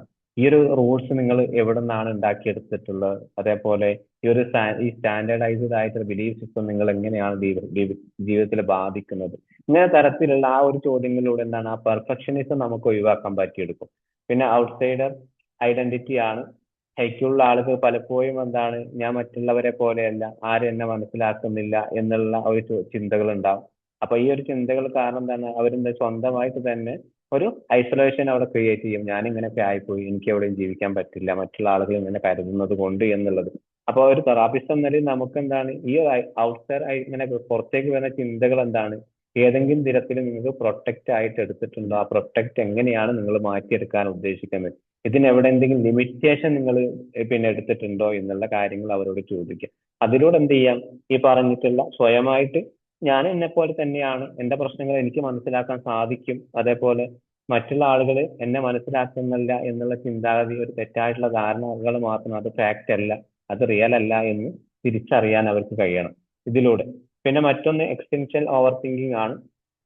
പ്രധാനമായിട്ടും അവർ എക്സ്റ്റെൻഷൻ ഓവർ തിങ്കിങ് ജീവിതത്തെ കുറിച്ചായിരിക്കും പ്രധാനം. എന്റെ ലൈഫ് ഇങ്ങനെയൊക്കെ ആയിപ്പോയി, അല്ലെങ്കിൽ എന്റെ ജീവിതം ഒരിക്കലും നല്ല ജീവിതം ഉണ്ടാവില്ല, അതേപോലെ എനിക്ക് നല്ലൊരു ജോലി കിട്ടില്ല, ഞാൻ പൂർണ്ണ പരാജയമാണ് എന്നുള്ളത്, അല്ലെങ്കിൽ ഞാൻ എപ്പോഴും നല്ലൊരു എഫേർട്ട് എടുത്താൽ മാത്രമേ എനിക്ക് ഇങ്ങനെയൊക്കെ പോകും എന്നുള്ളത്. അപ്പൊ ഇതിലൂടെ എന്താണ്, അവരിപ്പോ നിലവിൽ അനുഭവിക്കുന്ന ആ ഒരു പ്രയാസങ്ങൾ എക്സ്പ്ലോർ ചെയ്യാൻ അവരെ കൊണ്ട് പഠിപ്പിക്കുക എന്നുള്ളതാണ്. എന്താണ് അവർക്കുള്ള ബുദ്ധിമുട്ട്, അതിന്റെ ഓപ്പോസിറ്റ് ആയ കാര്യങ്ങൾ പറഞ്ഞ് മനസ്സിലാക്കിയിട്ട് നിങ്ങൾക്കത് ചെയ്യാൻ പറ്റും, നിങ്ങളുടെ ലൈഫിൽ മുമ്പ് നിങ്ങൾ ഒരുപാട് കാര്യങ്ങൾ നല്ലതായി ചെയ്തിട്ടുള്ള ഒരാളാണ്.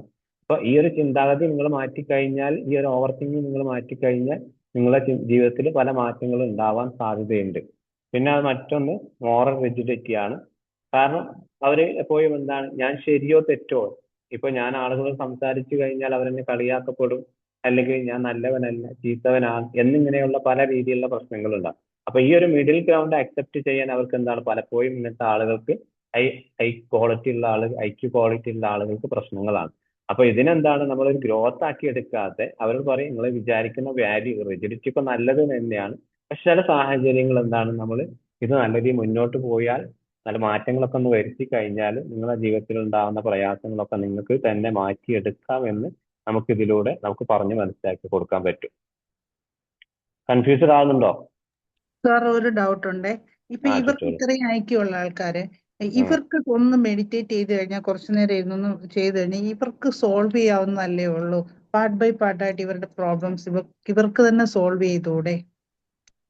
അവർക്ക് തന്നെ സോൾവ് ചെയ്യാൻ പറ്റും. അവർക്ക് സ്വയം അംഗീകരിക്കില്ല അവർ ഈ പ്രശ്നം. ഞാൻ നേരത്തെ പറഞ്ഞതുപോലെ അവർ സ്വയം ഇങ്ങനെ ഒരു വാല്യൂ ഉള്ള ഒരാളാണ്, അല്ലെങ്കിൽ എന്നെ കുറിച്ച് ഇങ്ങനെയൊക്കെയുള്ള ചിന്താഗതിക്കുള്ള പ്രശ്നമുള്ള ഒരാളാണെന്ന് വിചാരിച്ചാൽ അവർ അംഗീകരിക്കൂല. നമ്മൾ പറയുന്നത് പോലും അവർ അംഗീകരിച്ച് തരൂല.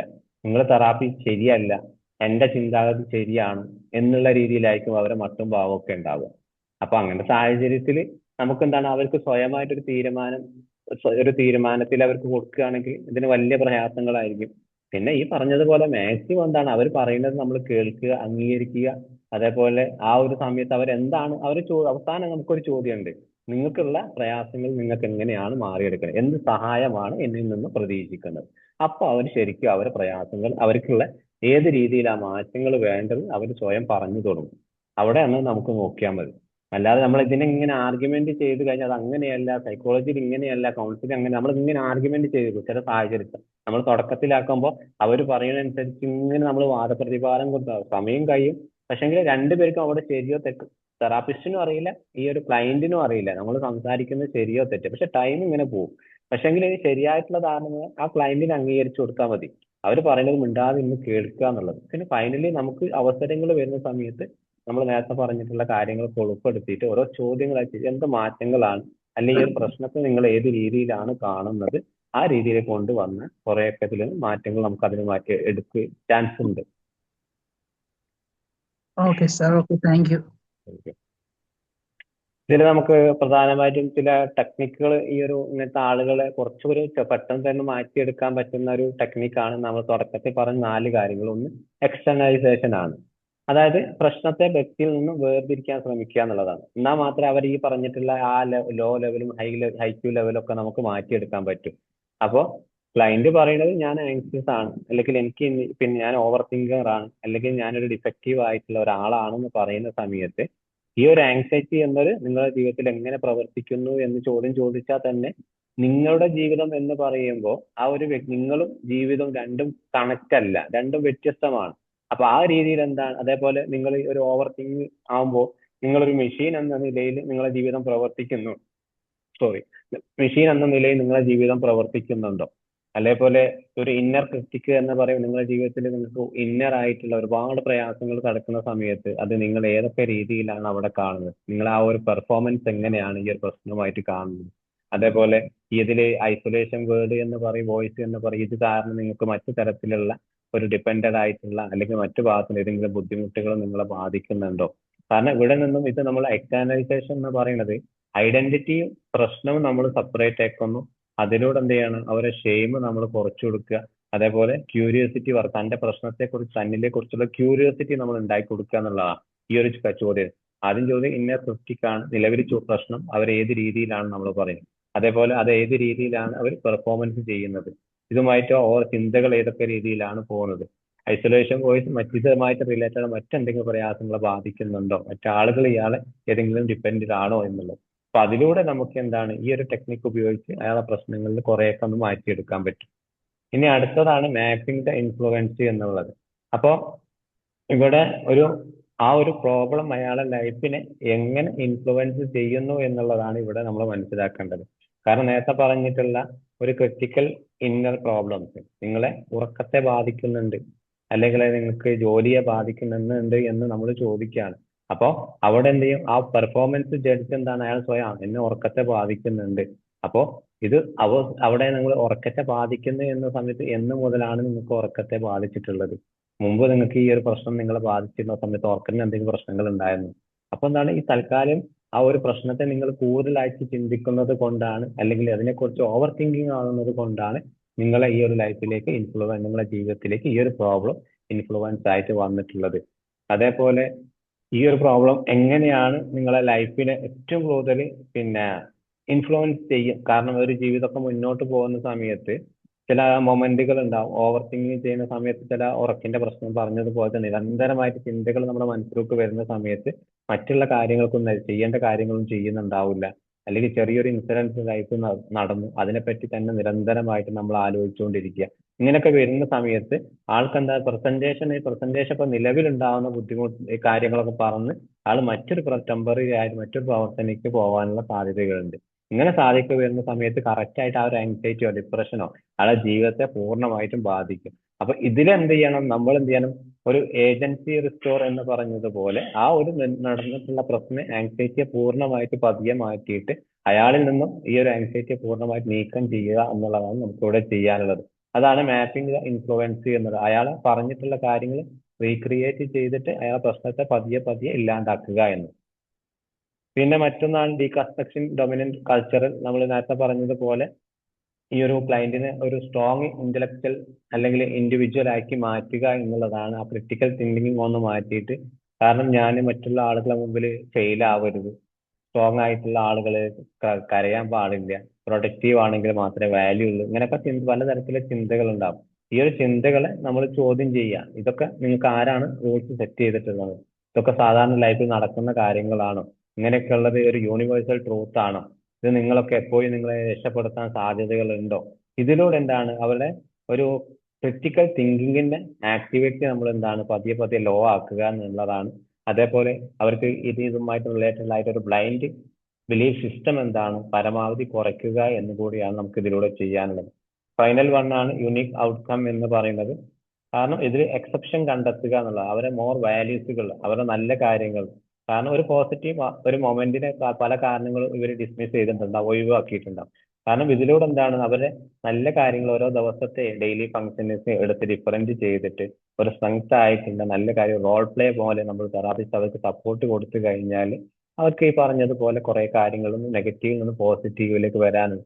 ഇപ്പൊ ചില ആളുകൾ പറയും ഞാൻ ജോലിക്ക് പോയി, ഈ ഒരു പ്രശ്നം നടന്ന സമയത്തൊക്കെ ഞാൻ ജോലിക്ക് പോയിട്ടുണ്ട്. ജോലിക്ക് പോവുക എന്ന് പറയുന്നത് നല്ലൊരു പോസിറ്റീവ് ആയിട്ടുള്ള കാര്യമാണ്. അപ്പൊ ആ ജോലിയെ കുറിച്ച് ആ ജോലി ഏത് മേഖലയാണ് നിങ്ങൾ ജോലി ചെയ്യുന്നത്, അവിടുത്തെ ബെനിഫിറ്റ് എത്രയാണ്, അവിടുത്തെ ആരൊക്കെയുണ്ട്, ഏതൊക്കെ രീതിയിലാണ്, എന്തൊക്കെ വർക്കുകളാണ് വരുന്നത്, അതിനെപ്പറ്റി നമ്മൾ കുറച്ച് യുണീക്ക് ഔട്ട്കമ്മിലൂടെ പോയി കഴിഞ്ഞാൽ അവരെ നിലവിലുള്ള ആ പ്രയാസം കുറച്ചെങ്കിലും ആ ഒരു സാഹചര്യം മറന്ന് തന്റെ പോസിറ്റീവ് ആയിട്ടുള്ള കാര്യങ്ങൾ തന്നെ പോകും. അതിന്റെ കൂടെ തന്നെ തിക്കനിങ് ദ ഓൾട്ടർനേറ്റ് സ്റ്റോറി, നേരത്തെ നമ്മളോട് പറഞ്ഞിട്ടുള്ള ആ ഒരു സ്റ്റോറി, ഹൈ ഫങ്ഷനിങ് ക്ലയന്റ് ഒരു സൂപ്പർഫിഷ്യൽ പോലെ നമ്മളോട് പല കാര്യങ്ങളും നമ്മൾ പറഞ്ഞിട്ടുണ്ടാവും. ഒരു റീഫ്രെയിം പോലെ പലതരം കാര്യങ്ങൾ പറഞ്ഞിട്ടുണ്ടാവും. ഈ ഒരു റീഫ്രെയിം പറഞ്ഞ കാര്യങ്ങൾ എന്താണ്, അവിടെ അയാൾ പറയും, എനിക്ക് ഏകദേശം മനസ്സിലായിട്ടുണ്ട്, കോൺഫിഡൻസ് ഓവർ ആയിട്ടുള്ള കോൺഫിഡൻസ് എന്റെ ജീവിതത്തിൽ പ്രയാസങ്ങളാണ് പിന്നെ കൂടുതൽ ഉണ്ടാക്കുക. അപ്പോൾ ഓവറായിട്ട് പ്രശ്നങ്ങൾ എനിക്ക് വേണ്ട, പിന്നെ ഈ കോൺഫിഡൻസ് ലെവൽ വേണമെന്നില്ല. എന്റെ മുമ്പിലുള്ള സിറ്റുവേഷൻസിനെ ഞാൻ പതിയെ പതിയെ മനസ്സിലാക്കിയിട്ട് അതിനെ ഞാൻ നോട്ടീസ് ചെയ്ത് കഴിഞ്ഞാൽ തന്നെ എന്റെ വാല്യൂസിനൊപ്പം തന്നെ എനിക്ക് മുന്നോട്ട് ജീവിക്കാൻ കഴിയും എന്നുള്ള ഒരു പാറ്റേണിലൂടെ അവർക്ക് കൊണ്ടുപോവുക. പിന്നെ മാനേജിങ് ഇന്റലക്ച്വലൈസേഷൻ എന്ന് പറയുമ്പോൾ ഈ ഹൈക്യുള്ള നേരത്തെ പറഞ്ഞ ആ ഒരു ഇമോഷണൽ ഫീഡ്ബാക്ക് ആണ്. പലതരത്തിലെ ഇമോഷൻസിന് അവർ ഒരിക്കലും നമ്മുടെ മുമ്പിൽ കരയാനോ അതേപോലെ അവരെ ഇമോഷൻ സങ്കടം ഉണ്ട് എന്നൊന്നും പറയാൻ തയ്യാറല്ല നമ്മൾ പറഞ്ഞു. കാരണം അവർ പറഞ്ഞിട്ടുള്ള ആ പ്രശ്നങ്ങൾ, ഇപ്പൊ ഒരു ബ്രേക്കപ്പ് ഇഷ്യൂസ് ആണ് നിങ്ങൾ വന്ന സമയത്ത് അവർ എക്സ്പ്ലെയിൻ ചെയ്യാണ്, ഞാൻ അയാൾ പോയി ബ്രേക്കപ്പ് ആയി, ഡൈവോഴ്സ്ഡ് ആയി. അപ്പൊ ഈ സമയത്ത് വളരെ എനിക്ക് ഡൈവോഴ്സ് വേണം, പക്ഷെ അതേപോലെ അയാളുമായിട്ട് ജീവിക്കാൻ താല്പര്യമില്ല. പക്ഷെ ഉള്ളിൽ ഉണ്ടായിരുന്ന ആ ഇൻസൈറ്റിൽ ഉണ്ടാവുന്ന ഇന്നറായി കിടക്കുന്ന ആ ഒരു സങ്കടത്തെ നമ്മൾ എന്താണ് പതിയെ പതിയെ പുറത്തേക്കാണ്. കാരണം ഈ ഒരു സംഭവം നിങ്ങൾ നടക്കുന്ന സമയത്ത് ബോഡിയിൽ എന്താണ് ശരിക്കും ഉണ്ടായിരുന്ന അനുഭവം, ഫിസിക്കലി ആയിട്ട് നിങ്ങൾക്ക് എന്തെങ്കിലും സംഭവിച്ചിട്ടുള്ളോ, ഈ ഒരു പെയിനെ നിങ്ങൾ ഏത് രൂപത്തിലാണ് ഷേപ്പ് ചെയ്തിട്ടുള്ളത്, ഇതൊക്കെ ചോദിക്കുന്ന സമയത്ത് അവർ യഥാർത്ഥ ഫീലിംഗ് ശരിക്കും ആ ഒരു ബ്രേക്കപ്പ് തന്നെ പൂർണ്ണമായിട്ട് മിസ് ചെയ്യുന്നുണ്ടോ, അല്ലെ റിലേഷൻഷിപ്പിലെ ഇഷ്യൂസ് തന്നെ പൂർണ്ണമായിട്ട് ബാധിക്കുന്നുണ്ടോ എന്നുള്ള യഥാർത്ഥ ചിന്തയിലേക്ക് വരും. അപ്പൊ അവർക്ക് സങ്കടമാണോ ഇതുമായിട്ട് മറ്റു തരത്തിലുള്ള ഫീലിങ്സ് അവർക്കുണ്ടെങ്കിൽ സെയിം ടൈമിൽ അവർക്ക് തിരിച്ചറിയാൻ പറ്റും. അതിന്റെ കൂടെ തന്നെ ഐഡന്റിറ്റി ലെവൽ വർക്ക്, അവിടെ നമുക്ക് പ്രധാനമായിട്ടും പൂർണ്ണമായിട്ട് അവരെ ഈ ഒരു ഹൈ ഫങ്ഷൻസ് ഉള്ള ആളുകൾ എപ്പോഴും പറഞ്ഞുകൊണ്ടിരിക്കുകയാണ്, ഞാൻ പൂർണ്ണമായും തകർന്നു, ഞാൻ ഒന്നിനും കൊള്ളില്ല, അല്ലെങ്കിൽ എനിക്കെല്ലാം അറിയാം, എന്നെ കൊണ്ട് പിന്നെ എനിക്കെല്ലാം ചെയ്യാൻ സാധിക്കും എന്നുള്ള വാക്കുകളായിരിക്കും. പക്ഷെ ഇങ്ങനെ വരുന്ന സമയത്ത് അവർക്ക് പ്രധാനമായിട്ടും അവരെ പ്രൊട്ടക്ഷൻ ആണ്. ഇതൊക്കെ കൊണ്ട് നിങ്ങൾ എന്ത് പ്രൊട്ടക്ഷൻ ആണ് ആഗ്രഹിക്കുന്നത്, ഏത് രീതിയിലാണ് ജീവിതമായ ശൈലികൾ നിങ്ങൾ മാറ്റിയെടുക്കേണ്ടത്, നിങ്ങളെ പ്രയാസങ്ങൾ നിങ്ങൾക്ക് തന്നെ സ്വയമായിട്ടൊരു കാഴ്ചപ്പാടുണ്ടാവും. ഇങ്ങനെയൊക്കെ പറഞ്ഞ സ്ഥിതിക്ക് അത് ഏത് രീതിയിലാണ് മാറ്റിയെടുക്കുക, അപ്പൊ എന്റെ സപ്പോർട്ട് ഏത് രീതിയിലാണ് നിങ്ങൾക്ക് വേണ്ടത്. അപ്പൊ ഇവിടെ എന്ത് ചെയ്യും, ഐഡന്റിറ്റി സ്റ്റോർ ഒരു ബാക്കപ്പ് വരും, അയാൾ സ്വയം ഒരു ഐഡന്റിറ്റിയിലേക്ക് വരും. ഞാനൊരു സഹായത്തിന് വേണ്ടിയിട്ടാണ് തെറാപ്പിസ്റ്റിന്റെ അടുത്ത് വന്നിട്ടുള്ളത്, അപ്പോൾ ഇയാളെ പൂർണ്ണമായിട്ട് സഹായം എനിക്ക് വേണം, എന്റെ കാര്യങ്ങൾ കുറച്ചുകൂടി ഡീപ്പായിട്ട് അയാളോട് പറയണം എന്നുള്ള രീതിയിൽ അവിടെയാണ് എക്സ്റ്റൻഷൻ ലെയർ എന്ന് പറയുന്നത്. അവര് അവിടെ മീനിങ് ഫുൾ ആയിട്ടുള്ള ഒരു ക്രൈസിസ് ആ സമയത്ത് അവർ അനുഭവിക്കും. ചിലപ്പോൾ ഒരു പൊട്ടിക്കരച്ചിലായിരിക്കാം, ഇപ്പൊ നേരത്തെ ഹൈ ലെവലിൽ നമ്മൾ സംസാരിച്ച ആൾ ചിലപ്പോൾ മൂടാവാനുള്ള സൗണ്ട്, മറ്റു തരത്തിലുള്ള ബുദ്ധി, ചിലപ്പോൾ എഴുന്നേറ്റ് പോകാനുള്ള സാധ്യതകളുണ്ട്. ഇതൊക്കെ നമ്മൾ അറിഞ്ഞുകൊണ്ടിരിക്കണം. പക്ഷെങ്കിൽ ഈ ഒരു പെർഫെക്ഷൻ എന്താണ്, അവരെ പൂർണ്ണമായിട്ട് നമുക്ക് ഇല്ലാതാക്കുക എന്നുള്ളതാണ് ഇതിലൂടെ ഈ ഒരു തെറാപ്പി, നെറേറ്റീവ് തെറാപ്പിയിലൂടെ ഇങ്ങനെയുള്ള ആളുകളെ നമുക്ക് സിമ്പിൾ ആയിട്ട് കുറച്ച് കാര്യങ്ങളൊക്കെ ഒന്ന് പറഞ്ഞ് മനസ്സിലാക്കാൻ പറ്റുക. പിന്നെ ഐക്യു ഉള്ള ആളുകൾക്ക് നെറേറ്റീവ് തെറാപ്പി എന്ന് പറയുന്നത് വലിയൊരു ടൂൾസ് അല്ല എങ്കിൽ പോലും ചെറിയ നമ്മൾ ഈ പറഞ്ഞ ഒരു റീകൺസ്ട്രക്റ്റിലൂടെ അയാളെ ജീവിതത്തിൽ ഒന്ന് ജീവിതത്തിന് പുനർഗമിച്ചു കഴിഞ്ഞാൽ, നല്ല ജീവിതത്തിൽ അവരുടെ ജീവിതം ഒന്നുകൂടി അവരെ പറഞ്ഞതനുസരിച്ച് നമുക്ക് റീക്രിയേറ്റ് ചെയ്ത് കഴിഞ്ഞാൽ ആ ഒരു ഡെപ്തും അവരുടെ അനുഭവിക്കുന്ന ആ ഒരു കോംപ്ലക്സിറ്റിയും അതേപോലെ അതിലൂടെ റെസ്പെക്റ്റും ഐഡന്റിറ്റി ട്രാൻസ്ഫോർമേഷനും ഒക്കെ നമുക്ക് ഉണ്ടാക്കി കൊടുത്തു കഴിഞ്ഞാൽ കുറേയൊക്കെ അവരുടെ ജീവിതത്തിൽ പിന്നെ നല്ല മാറ്റങ്ങൾ നമുക്ക് ഇതിലൂടെ ഉണ്ടാക്കി കൊടുക്കാൻ പറ്റും എന്നാണ് ഈ ഒരു തെറാപ്പിയിൽ നമുക്ക് പറയുന്നത്. അപ്പോൾ ഈ നെറേറ്റീവ് തന്നെ ഉപയോഗിക്കണമെന്നില്ല, പക്ഷെങ്കിൽ ഏറ്റവും ബെറ്റർ ആയിട്ട് നമുക്ക് സാധാരണ ഒരു അരമണിക്കൂറൊക്കെ നമ്മൾ സാധാരണ അസസ്മെന്റ് ഉപയോഗിക്കുന്ന സമയത്ത് നെറേറ്റീവ് തെറാപ്പിന്റെ ഈ ഒരു 4 ടൂൾസുകൾ ഉപയോഗിച്ചു കഴിഞ്ഞാൽ കുറെയൊക്കെ നമുക്ക് ആ ഒരു സെഷൻ കുറച്ചുകൂടി ഭംഗിയാക്കാൻ പറ്റും എന്നുള്ളതാണ് സാധാരണ അതല്ല എനിക്ക് പറയാനുള്ളത്. ഓക്കെ അല്ലേ?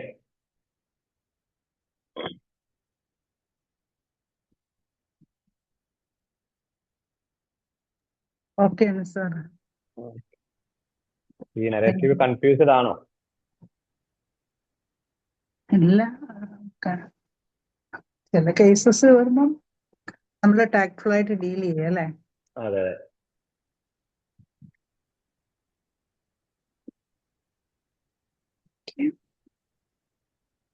ഇതുമായിട്ട് എന്തെങ്കിലും ചോദിക്കാണ്ട് ചോദിക്കാം. സാർ ഇതിന്റെ PPT ഒന്ന് ഷെയർ ചെയ്യണേ. ആ ശരി. സാറേ ഈ സാധാരണ കേൾക്കാമോ സാറേ? പറയൂ കേൾക്കാം. സാധാരണ ഒരു പറച്ചിലുണ്ട്, ഈ ഹൈ ഐക്യുള്ള ആൾക്കാർ അല്പം എക്സെൻട്രിക് ആവും എന്നൊക്കെ പറഞ്ഞുകൊണ്ട്. അത് അത് ശരിയാണോ? അങ്ങനെ സാധാരണ അത് ശരി തന്നെയാണ്, അതുള്ളത് തന്നെയാണ്. അപ്പോ അത് നമ്മൾ കൺട്രോൾ ചെയ്യേണ്ട ആ ഒരു സിറ്റുവേഷൻ നമ്മൾ നല്ല രീതിയിൽ കൺട്രോൾ ചെയ്ത് കഴിഞ്ഞാൽ പ്രശ്നങ്ങൾ. അതേ സമയത്ത് അവര് പറയുന്നത് പോലെ നമ്മൾ അങ്ങോട്ട് നാളത്തിന് തുള്ളി കഴിഞ്ഞാൽ നമുക്ക് ചിലപ്പോൾ ദേഷ്യം വരും. ഇവരെ ഈ ഒരു ചോദ്യം കാര്യങ്ങൾ കണ്ട് നമ്മൾ പഠിച്ചതൊന്നുമല്ല, നമുക്ക് കൗൺസിൽ ചെയ്യാൻ അറിയില്ല എന്നുള്ള തരത്തിലായിരിക്കും അവരോട് നമ്മളെ പെരുമാറ്റം. അപ്പോൾ ഈ ഒരു പെരുമാറ്റം കാണുമ്പോൾ തന്നെ അടുത്ത സെഷൻ ഇയാളെ വേണ്ടാന്ന് ആ സമയത്ത് നമ്മൾ തീരുമാനിക്കുകയും ഒപ്പിടും അവിടെ തന്നെ. പക്ഷെങ്കിൽ നമ്മൾ അവിടെ നമ്മൾ സെൽഫ് കൺട്രോൾ, നമ്മൾ സെൽഫ് ക്രിറ്റിസിസം ഒക്കെ ഒന്ന് നമ്മൾ സ്വയം മനസ്സിലായി, ഈ ഒരു IQ ക്ലയന്റ് അങ്ങനെയാണ് വരുന്നത്, ഈ ഒരു അയാൾ പേഴ്സണാലിറ്റി ട്രൈറ്റ് അങ്ങനെയാണ് നമ്മൾ മനസ്സിലാക്കി കഴിഞ്ഞാൽ നമുക്ക് പ്രയാസങ്ങളൊന്നുമില്ല. Okay, thank you. സാർ, ഈ IQ ക്ലയന്റ് പ്രത്യേകമായ ബോഡി ലാംഗ്വേജ് വല്ലതും ഉണ്ടാകുമോ? ഒരു ബോഡി ലാംഗ്വേജ്, ഒരു എക്സ്പ്രഷൻ നമുക്ക് കാണിക്കൂല. വളരെ സിമ്പിൾ ആയിട്ട് ചിരിച്ചുകൊണ്ടായിരിക്കും വരിക, എല്ലാം അറിയുന്ന ഒരു ഭാവമട്ടിൽ. ചില സമയത്ത് ഒരു പേഴ്സണാലിറ്റി ട്രൈറ്റ് ഒക്കെ ആണെങ്കിൽ പ്രത്യേകിച്ചും നമുക്ക് ഒരു ഡിപ്പെൻഡന്റ് പേഴ്സണാലിറ്റി ട്രൈറ്റ്സിലൊക്കെ ചില ആളുകൾ വരുന്നുണ്ട്. കാരണം അവർ ഡിപ്പെൻഡന്റ് പേഴ്സണാലിറ്റി ട്രൈറ്റ് അവർക്ക് നമുക്ക് അറിയാലോ എന്തൊക്കെയാണെന്നുള്ളത്. പക്ഷെ ഇവര് വന്ന് നമ്മുടെ മുമ്പിൽ ഇരുന്ന് കഴിഞ്ഞാൽ വളരെയധികം സന്തോഷത്തോടു കൂടി ചിരിച്ചിട്ട് കാര്യങ്ങളൊക്കെ പറയും. എനിക്കൊരാളുടെ സഹായം വേണ്ട, എന്തിനാ വന്നത് നമുക്ക് ചോദിക്കണം തോന്നും. ചോദിച്ചു കഴിഞ്ഞാൽ തെറ്റായി പോകുമല്ലോ, അപ്പൊ നമ്മൾ മിണ്ടാതിരിക്കും. ഈ ഒരു ചോദ്യം എന്താണ്, അവർ മനസ്സിച്ച് ഓരോ കാര്യങ്ങൾ നാടൻ സംസാരം പറയുന്നത് പോലെ ചെറിയ. കാരണം എന്താ, ഒരിക്കലും തന്റെ ഒരു ക്വാളിറ്റി എനിക്ക് ഇങ്ങനെ പ്രയാസമുണ്ട് എന്നുള്ളത് അവരൊരിക്കലും അതിലേക്ക് വരൂല. പക്ഷെ നമ്മളെന്താണ് ഈ പറഞ്ഞ ടെക്നിക്കുകൾ, അതാണ് നമുക്കൊരു കമ്മ്യൂണിക്കേഷൻ സ്കില്ല്. നമ്മൾ കൗൺസിലിങ്ങിൽ ഒരുപാട് സൈക്കോ തെറാപ്പികൾ പഠിക്കുക, അല്ലെങ്കിൽ തെറാപ്പി പഠിക്കുക എന്നല്ല, നമുക്കൊരു വാക്കാനൊരു കമ്മ്യൂണിക്കേഷൻ സ്കില്ല് നമുക്ക് ഉണ്ടായി കഴിഞ്ഞാൽ അയാൾ പറയുന്ന ഓരോ ചോദ്യത്തിലും ഒരു ഇടവിട്ട് ഒരു എന്താണ് ഒരു ടൂൾസ് പോലെ ഇന്നർ ഡീപ്പായിട്ട് നമുക്ക് എന്തെങ്കിലും അയാൾക്ക് കൊടുത്തു കഴിഞ്ഞാൽ അയാളെ ഇന്നർ ഫീലിംഗ് നമുക്ക് ഇറങ്ങി കഴിഞ്ഞാൽ അയാളെ പ്രശ്നങ്ങൾ പതിയെ വന്ന ഒരു സിംഹം എന്താണ് ഒരു പൂച്ചക്കുട്ടിയായിട്ട് എഴുന്നേറ്റ് പോകുന്നതായിട്ട് നമുക്ക് കാണാൻ കഴിയും. ചില കേസ് നമുക്കൊന്ന് ഫിസിക്കലായിട്ട് ഒന്നും തിരിച്ചറിയാൻ പറ്റില്ല, പക്ഷെ ഒന്ന് തിരിച്ചറിയാൻ പറ്റും. ഫിസിക്കലായി തിരിച്ചറിയെങ്കിൽ വാക്കാലെ വളരെ പ്രൗഢിയോട് കൂടിയായിരിക്കും സംസാരിക്കുക. കാരണം നമ്മളാണ് അയാളെ മുമ്പിൽ കൗൺസിലിംഗ് പോയെന്നുള്ള രീതി നമുക്ക് മനസ്സിലാവും. അവിടെയാണ് നമുക്ക് മനസ്സിലാക്കാൻ പറ്റും ഇങ്ങനെ ഇത് IQ ഉള്ള ക്ലയന്റ് ആണ് എന്നുള്ളത്. കാരണം അയാളെ വാക്കിലൂടെയും അയാൾക്ക് എല്ലാം അറിയാം, എനിക്ക് യാതൊരു പ്രശ്നവുമില്ല, ഞാൻ നിങ്ങൾ വെറുതെ ഇതിലെ കൂടെ പോയ സമയത്ത് ഓഫീസിൽ ഒന്ന് കയറിയതാണ് എന്നുള്ള രീതിയിലായിരിക്കും സംസാരം ഉണ്ടാവുക.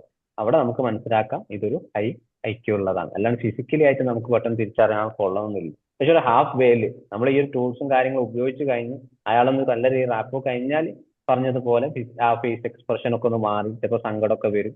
ചിലപ്പോൾ ലേഡീസ് ഒക്കെയാണ് പ്രത്യേകിച്ചും ഒരു കണ്ണെന്ന് വെള്ളമൊക്കെ വരാനുള്ള സാധ്യതകളുണ്ട്. ചോദിച്ചോട്ടെ, ഈ സ്കിസോഫ്രീനിയ പോലുള്ള മറ്റ് രോഗങ്ങളുള്ള ആൾക്കാർക്ക് നമ്മുടെ ഈ പറയുന്ന തെറാപ്പിയോ അല്ലെങ്കിൽ ഇത്തരം IQ പേഷ്യൻസോ ആയി പ്രത്യക്ഷപ്പെടാൻ സാധ്യതയുണ്ടോ?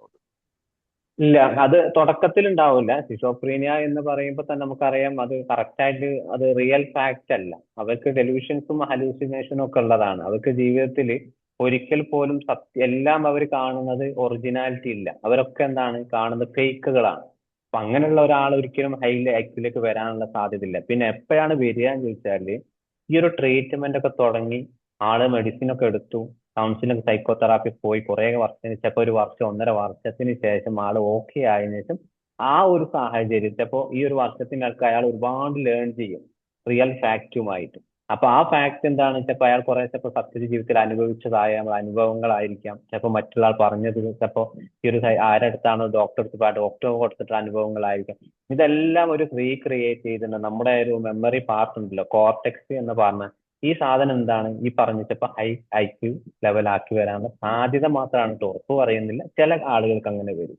ചിലപ്പോൾ ട്രീറ്റ്മെന്റ് ഒക്കെ എടുത്ത ആൾ ഓക്കെ ആയി, ഷിസോഫ്രീനിയ 90% ഓക്കെ ആയി, അതിൽ റിക്കവർ ചെയ്ത് പുറത്തിറങ്ങി വരുന്ന ആള് പിന്നെ എന്തെങ്കിലും ചെറിയ ടെൻഷൻ വരുന്ന സമയത്ത് നമ്മുടെ മുമ്പിൽ ഇരിക്കുകയാണ്, നിങ്ങളെ മുമ്പിൽ ആ ക്ലയന്റ് വരികയാണ്, ആ സമയത്ത് നിങ്ങൾക്ക് ഫീൽ ചെയ്യാം ഇതൊരു IQ ക്ലയന്റ് ആണ് എന്നുള്ളത്. അപ്പൊ അയാൾ ഈ പറഞ്ഞതുപോലെ ആയിരിക്കും, എല്ലാം അറിയാം എന്ന ഭാവത്തിലായിരിക്കും നമ്മളോട് സംസാരിക്കുക. അതായത് ഇതൊരു സപ്പോർട്ടീവ് തെറാപ്പി ആയിട്ടാണ് ഉപയോഗിക്കുന്നത് അല്ലേ? അതെ, സപ്പോർട്ടീവ് തെറാപ്പി ആയിട്ടാണ് ഉപയോഗിക്കുന്നത് എന്നുള്ളത്.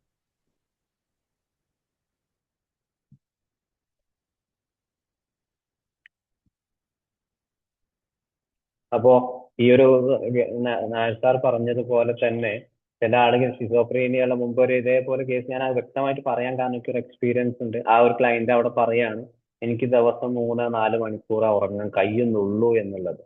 ഞാൻ അയാളെ നിർബന്ധമായി ഉറക്കുന്ന മാതിരിയാണ് അയാൾ എന്നോട് പറഞ്ഞിട്ടുള്ളത്. ഈ ഒരു കോൺവെർസേഷൻ എന്താണ്? സാധാരണ നമുക്ക് മെന്റലി നമുക്ക് തന്നെ ഒരു ഇറിറ്റേഷൻ ഉണ്ടാകും. അപ്പൊ ഈ ഒരു സാഹചര്യത്തിൽ നമ്മൾ ചോദിക്കേണ്ട ചോദ്യം, ഈ ഒരു 4 മണിക്കൂറൊക്കെ ഉറങ്ങിയാൽ നിങ്ങൾക്ക് ഉറക്കം പൂർണ്ണമായിട്ട് കിട്ടുന്നുണ്ടോ, ഓക്കെ ആണോ എന്നുള്ളത്. നിങ്ങൾ കണ്ടിട്ട് ഹെൽത്തി ആയിട്ട് ഓക്കെയാണ്, പ്രശ്നങ്ങളും കാണുന്നില്ല. സാധാരണ നമ്മൾ പഠിച്ചിട്ടുള്ളതൊക്കെ 6 മണിക്കൂർ അല്ലെ 8 മണിക്കൂറൊക്കെ ഉറങ്ങണം എന്നാണ്. 4 മണിക്കൂർ നിങ്ങൾക്ക് ഉറങ്ങിക്കഴിഞ്ഞാൽ വലിയ ഒക്കെ ഡെയിലി ഫങ്ഷൻസ് ഒക്കെ ആണ് വളരെ ആക്റ്റീവായിട്ട് തോന്നാറുണ്ടോ? നിങ്ങളെ കണ്ടിട്ട് വളരെ ആക്റ്റീവായിട്ട് തോന്നുന്നുണ്ട് എന്ന് ഞാൻ ചോദിച്ചു. അപ്പൊ അയാൾ അത് അങ്ങനെ തന്നെയാണ്. എന്നാലും ചില സമയത്ത് എനിക്ക് ചില ദിവസങ്ങൾക്ക് ചെറിയ ബുദ്ധിമുട്ടുണ്ട് ഈ ഉറങ്ങാത്തത് കൊണ്ട്. അപ്പൊ എവിടുന്ന് ചാടി വന്നു അയാളെ ഐക്യം അവിടെ കുറഞ്ഞു, നമ്മളെ ആ ചോദ്യം കൊണ്ട് ഐക്യം ആ ലെവലിൽ ലോ ആയി. അപ്പൊ ഇതേപോലെ നമ്മൾ കറക്റ്റ് ആയിട്ട് അയാളെ കറക്റ്റ് ആയിട്ട് കമ്മ്യൂണിക്കേഷൻ കൊടുക്കുക എന്നുള്ളതാണ്.